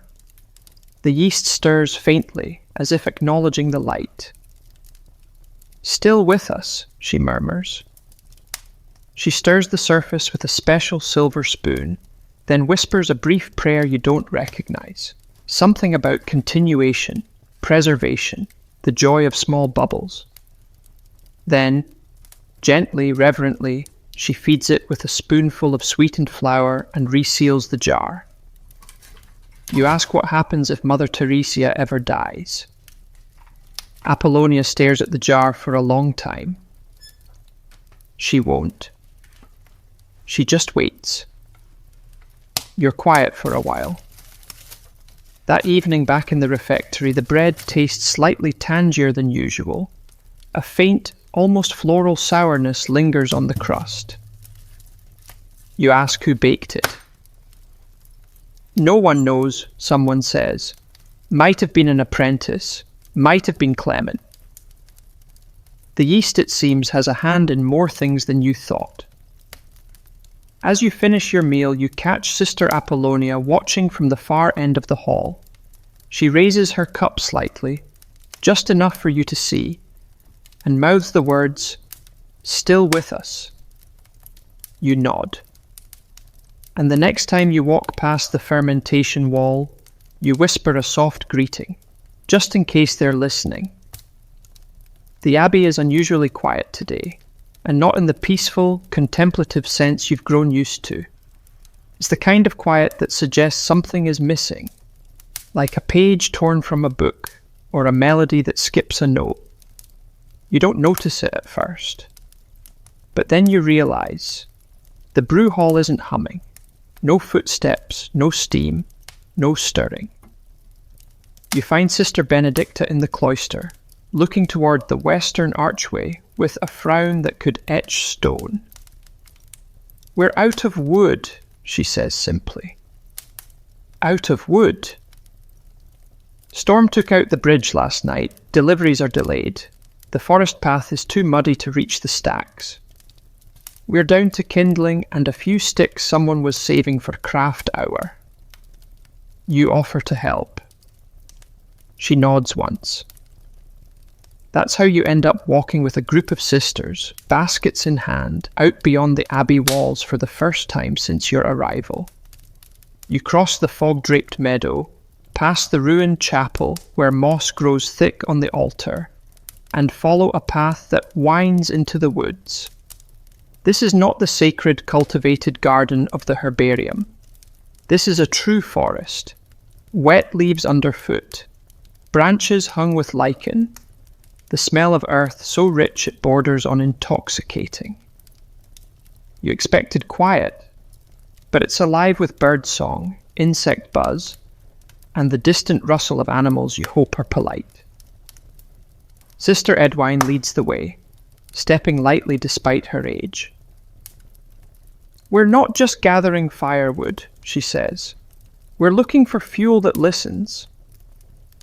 You're about to ask what that means when she points to a fallen branch and frowns. Too resentful. She walks on. Apparently some wood burns hotter, some burns longer, and some burns cleaner, meaning it doesn't cloud the air, upset the yeast, or make the foam sulk. The nuns have developed an almost supernatural ability to assess timber. They tap it, sniff it, sometimes even lean close and hum at it. Sister Juliana stops before a mossy stump and rests her hand on it. Ashwood, she says, split clean, likes to be useful. She adds 2 limbs to her basket. You try to follow their example. You find a fallen birch branch, check for rot, and tap it lightly. It feels fine. You add it to your bundle. Good choice, Sister Edwine says behind you, startling you. Birch burns brightly, quick, cheerful, good for early boils. As you gather, the sisters tell stories, half fact, half fable, about wood and fire. How an oak tree struck by lightning once blessed a batch of ale so thoroughly that it glowed faintly at night. Or how a bad batch of firewood caused an entire brew to sour, and the only thing that fixed it was singing to it with one's feet in the fermentation barrel. You really hope that one's not true. After an hour, the baskets are full. You begin the walk back, your shoulders aching but pleasantly so. The air is clearer now. The fog has lifted, and the abbey rises on the hill like a promise kept. When you return, the brew hall stirs to life again, softly, like a waking animal. The fire is lit using kindling from the birch you found. The flames catch quickly, dancing eagerly beneath the copper kettle. Sister Marin nods in approval. Good burn, she says. The work resumes. But the fire feels different today. Not just a tool, but a companion. You watch the flames reflect on the metal and feel oddly proud, like you helped shape the heat, not just feed it. Later, as the wort begins to boil and the scent of caramelizing grain fills the air, someone offers you a fresh cup, brewed from a batch that had waited 3 days for fire. You sip. It's round, rich, and slightly smoky, like something that remembers the cold and isn't afraid of it anymore. Someone murmurs nearby, the best brews are patient. And you think maybe the same is true for people. That evening, as dusk paints the walls in golden grey, you linger by the fire longer than usual. Sister Edwine sits beside you, humming an old tune that seems more wind than melody. She leans in and says, You know the wood remembers too. You ask what it remembers. Everything it touched, she says, and everyone who touched it. You sip your ale and listen to the fire crackle, and just for a moment you imagine the warmth in your hands is not just heat, but memory, passed from branch to flame to brew to you. By now you've settled into the rhythm of the abbey, or perhaps the rhythm has settled into you. You find yourself waking just before the bells, anticipating the tasks before they're assigned, and even humming the same quiet tune Sister Therese uses when stirring the mash. Today, though, something unfamiliar finds its way into your routine. Ceremony. It begins during terce, when the prioress herself, rarely seen outside the chapel or council room, steps forward after the final prayer and clears her throat. The chapel stills. She makes the announcement without preamble. Today we consecrate the feast brew. A quiet ripple runs through the pews.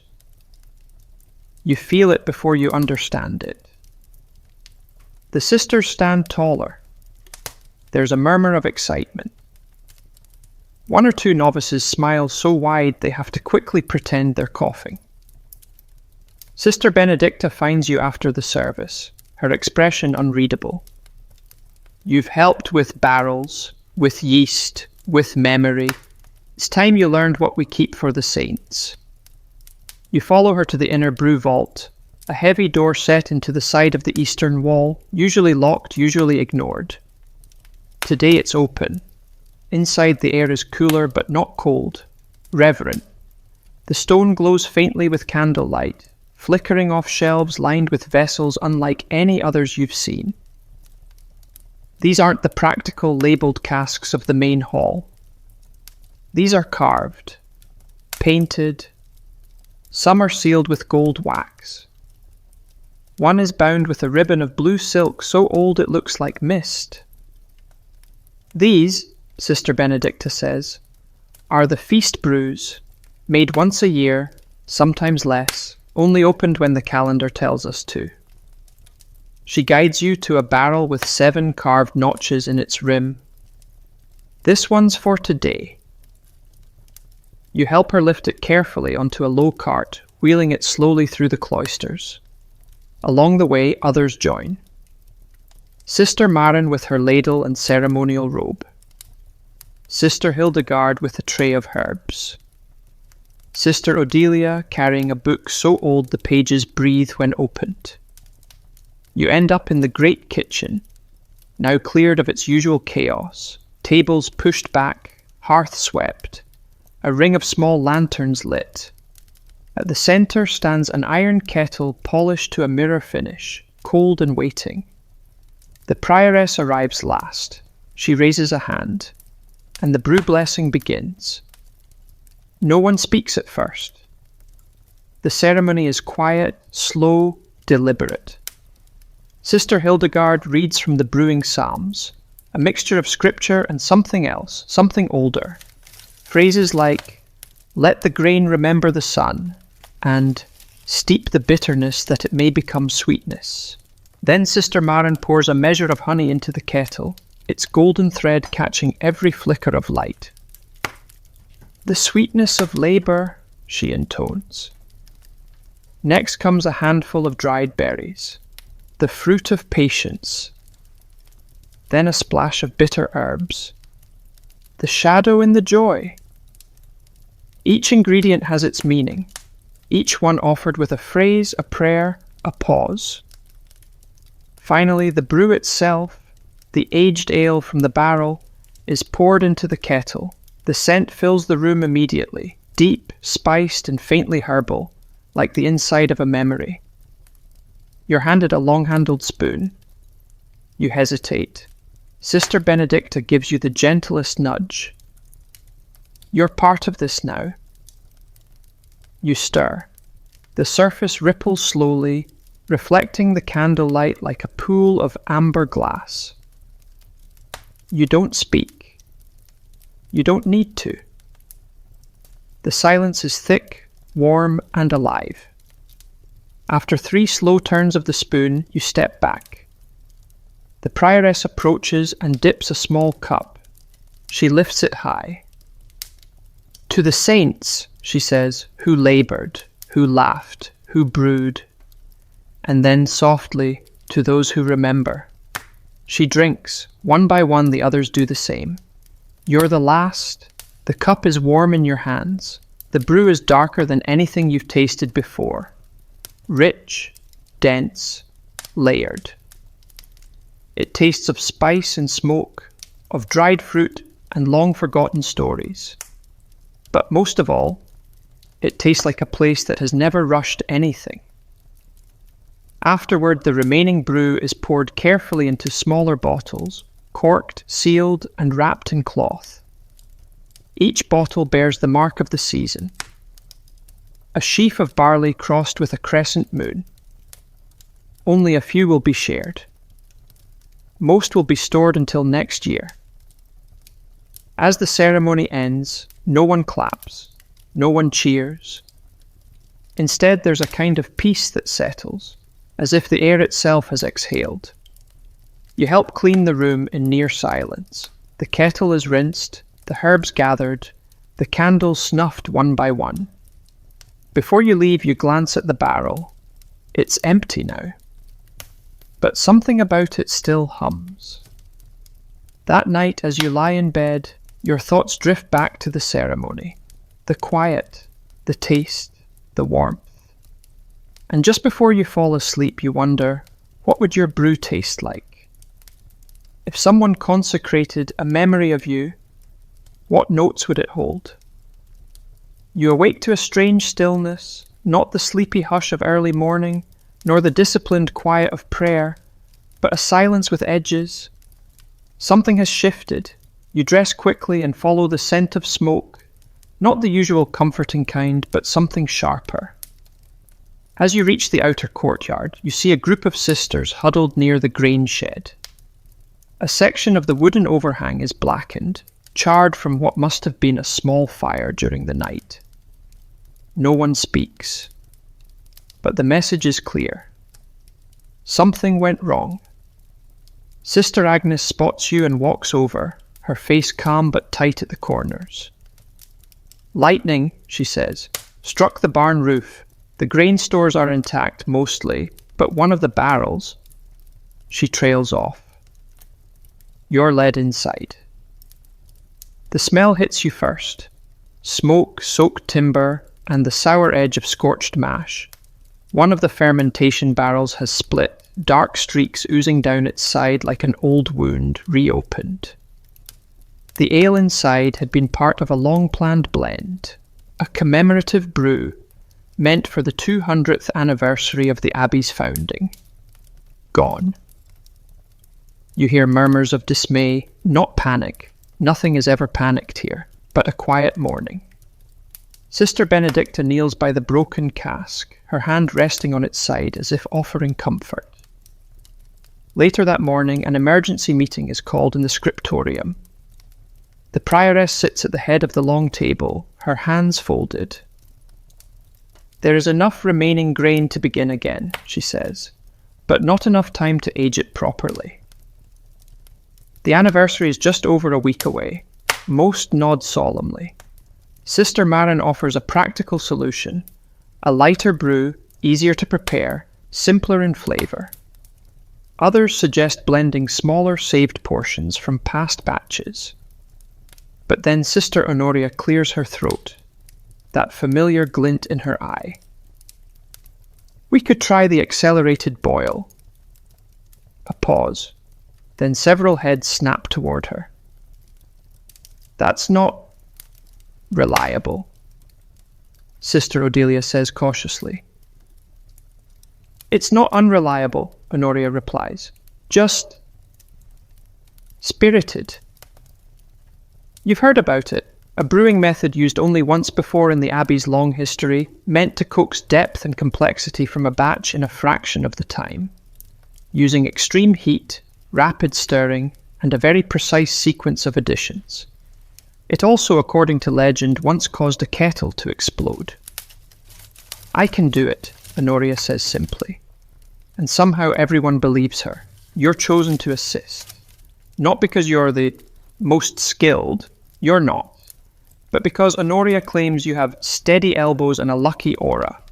You don't argue. The process begins immediately. The damaged barrel is rolled out, and the fire beneath the copper kettle is stoked higher than you've ever seen. Honoria layers split logs like she's building a cathedral of flame. You're handed the stirring paddle. It's heavier than usual, weighted.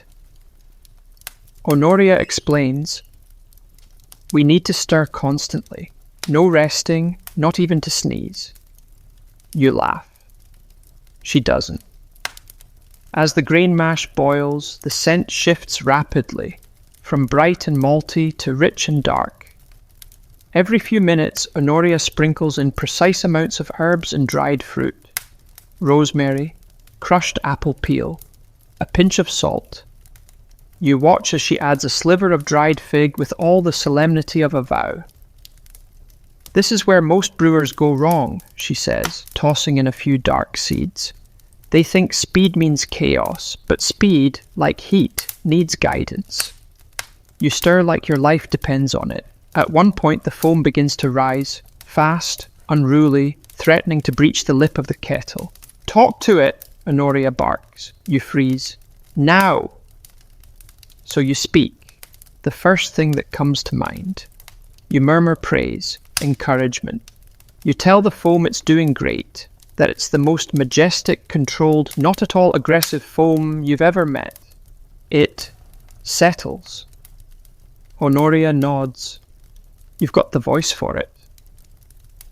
By dusk, the accelerated batch is ready. It's darker than expected, with a complex scent of caramel and smoke, and a faint hint of orange peel. You bottle it with trembling hands, every movement watched carefully by at least 3 senior nuns and a tabby cat with an unnerving stare. Sister Benedicta labels the barrel. Emergency brew. 200th year commemoration, attempt 2. You collapse on a bench, aching in places you didn't know could ache. Honoria sits beside you, uncorks a small flask of what remains, and hands you a cup. You sip. It's intense, rich, slightly chaotic, like a hymn sung a half-step too fast, but undeniably good.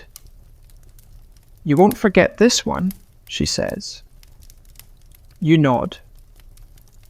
And as the last of the sun melts behind the chapel, casting long shadows across the cloister, you realize something. Sometimes history isn't what's planned. Sometimes it's what's rescued. And sometimes it's the brew born from fire and urgency that people remember the longest. There's a quiet buzz running through the abbey the next morning, though no one is speaking above a whisper. You recognize it now.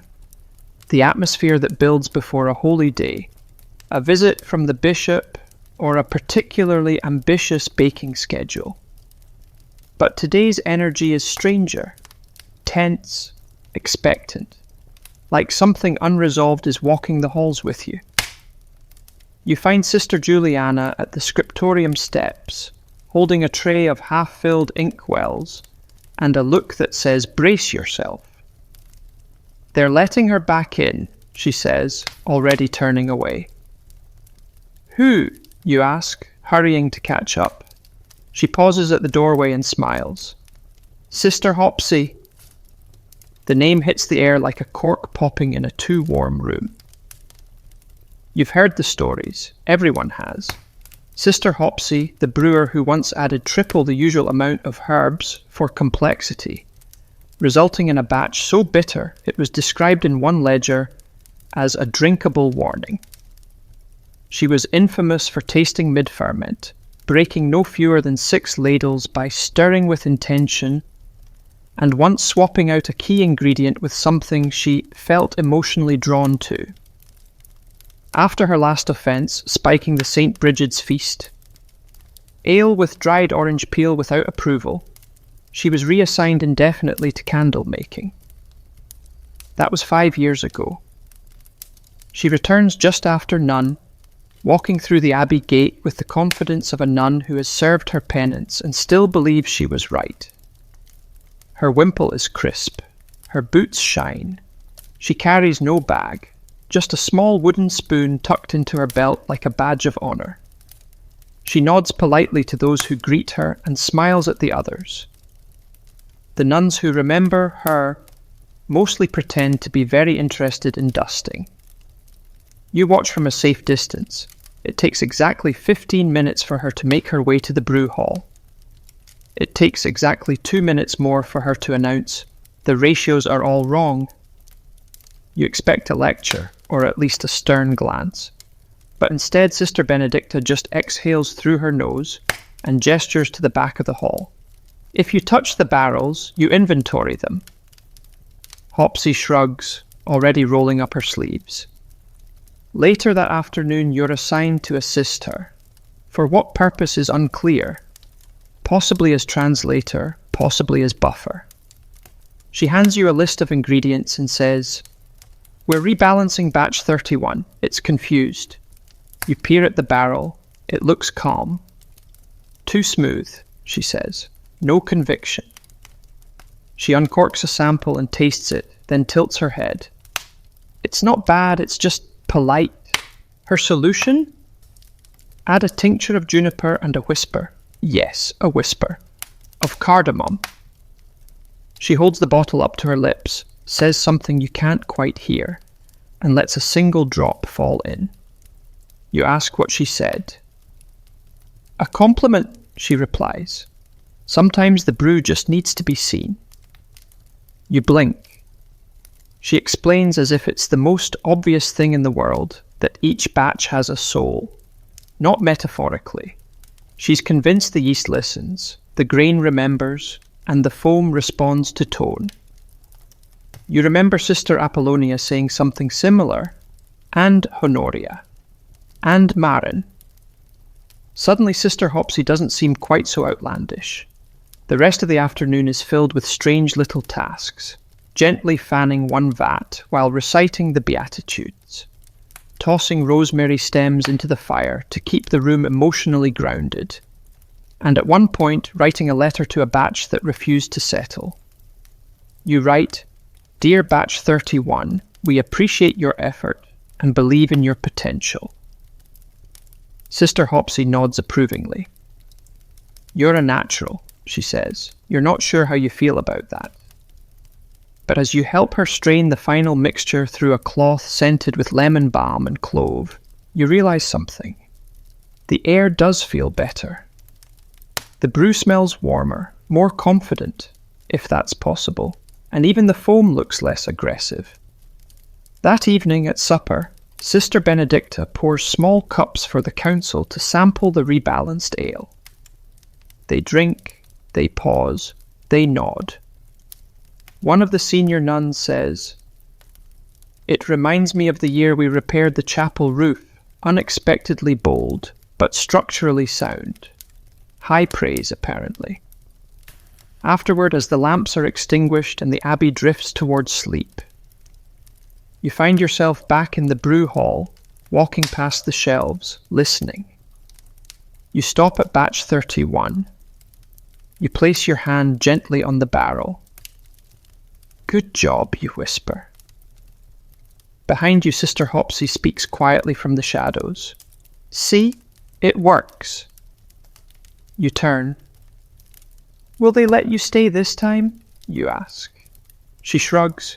"Depends. If the next batch turns blue again, probably not."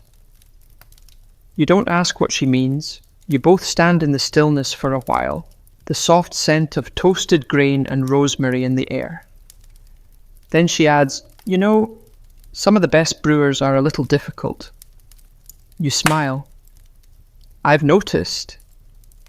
It begins before dawn. In the still blue dark, when even the bells seem hesitant, you're woken by a soft knock and a flickering candle outside your cell. No voice, no face, just the quiet invitation to rise. You wrap your cloak around your shoulders and follow the glow.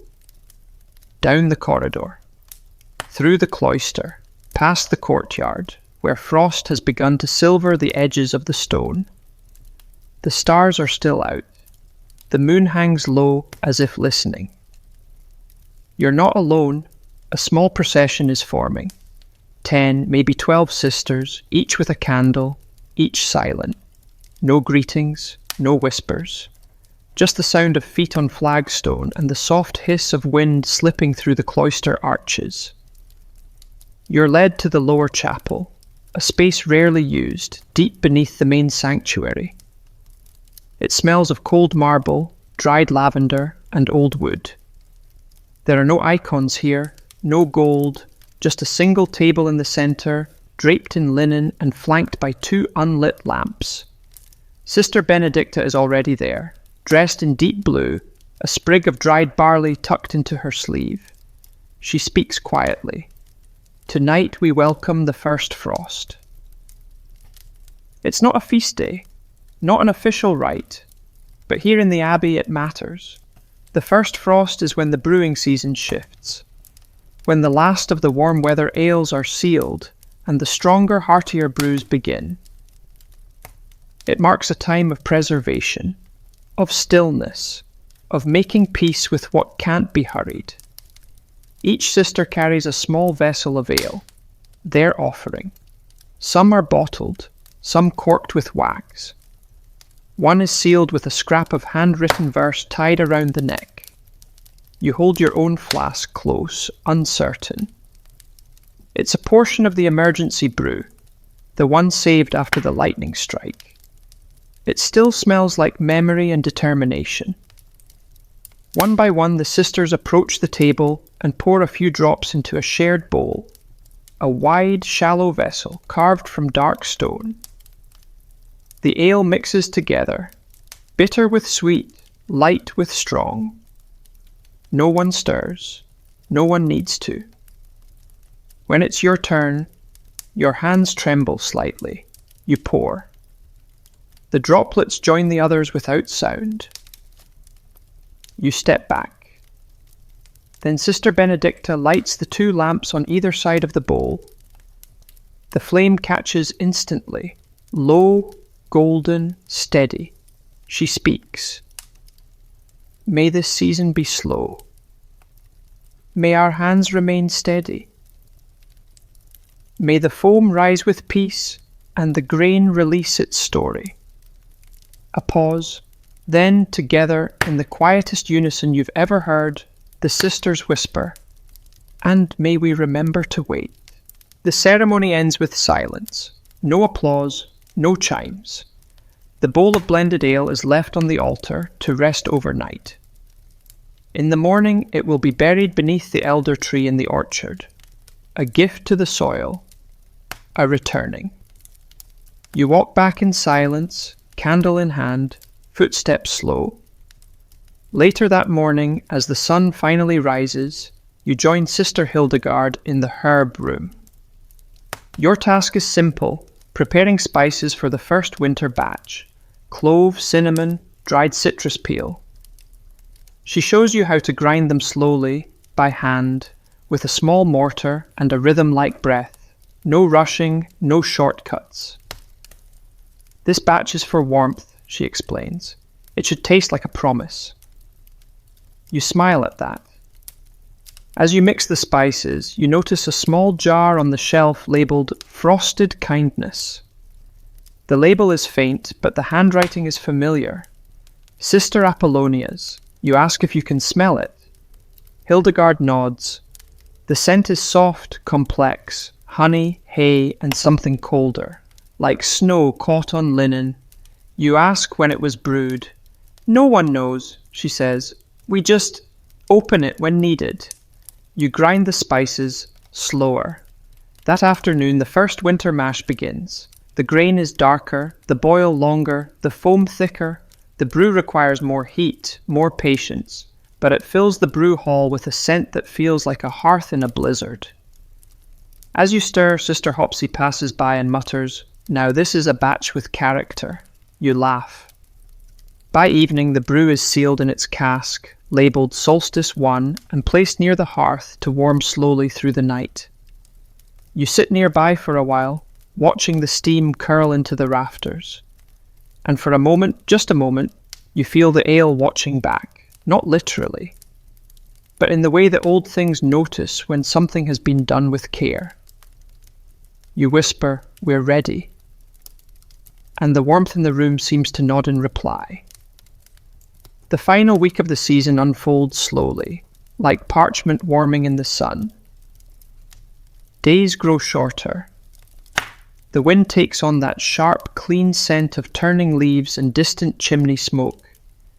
Even the cloisters seem quieter, the echo of sandals softened by damp stone and early frost. You begin the morning in the orchard, helping Sister Edwine gather wind-fallen apples, not for pies but for brewing. The bruised ones are better, she says, examining a speckled fruit. They've already surrendered.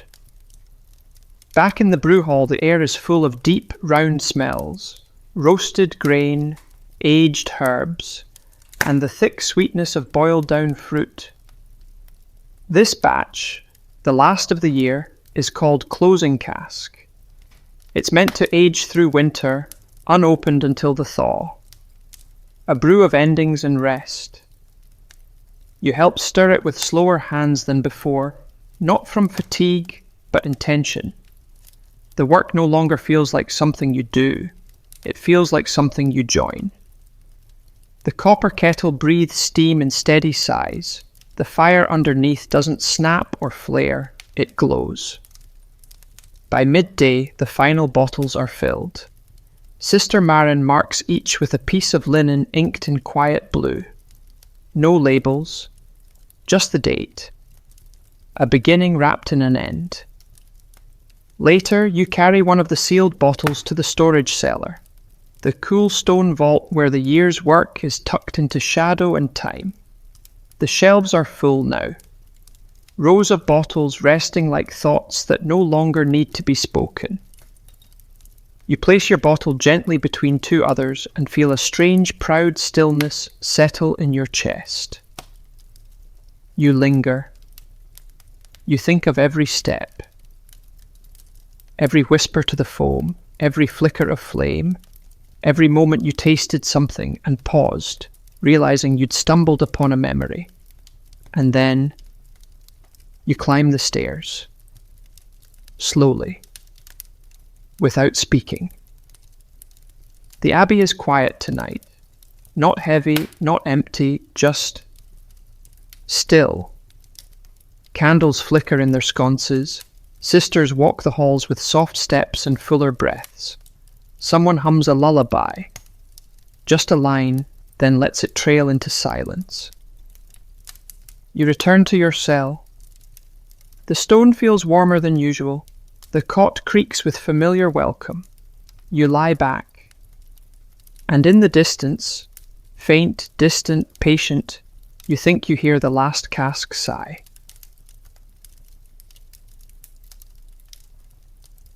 Now the lights are low. The work is done. The barrels rest. The flames sleep. You've walked through cold mornings and warm mash, stirred and listened, waited and whispered. You've brewed not just ale, but peace. So let your breath settle, let your thoughts drift. Let the soft hum of memory carry you like a leaf in a gentle current. No more fires to stoke, no more stirring, no more waiting, just stillness, just warmth, just sleep. End of script. Sweet dreams.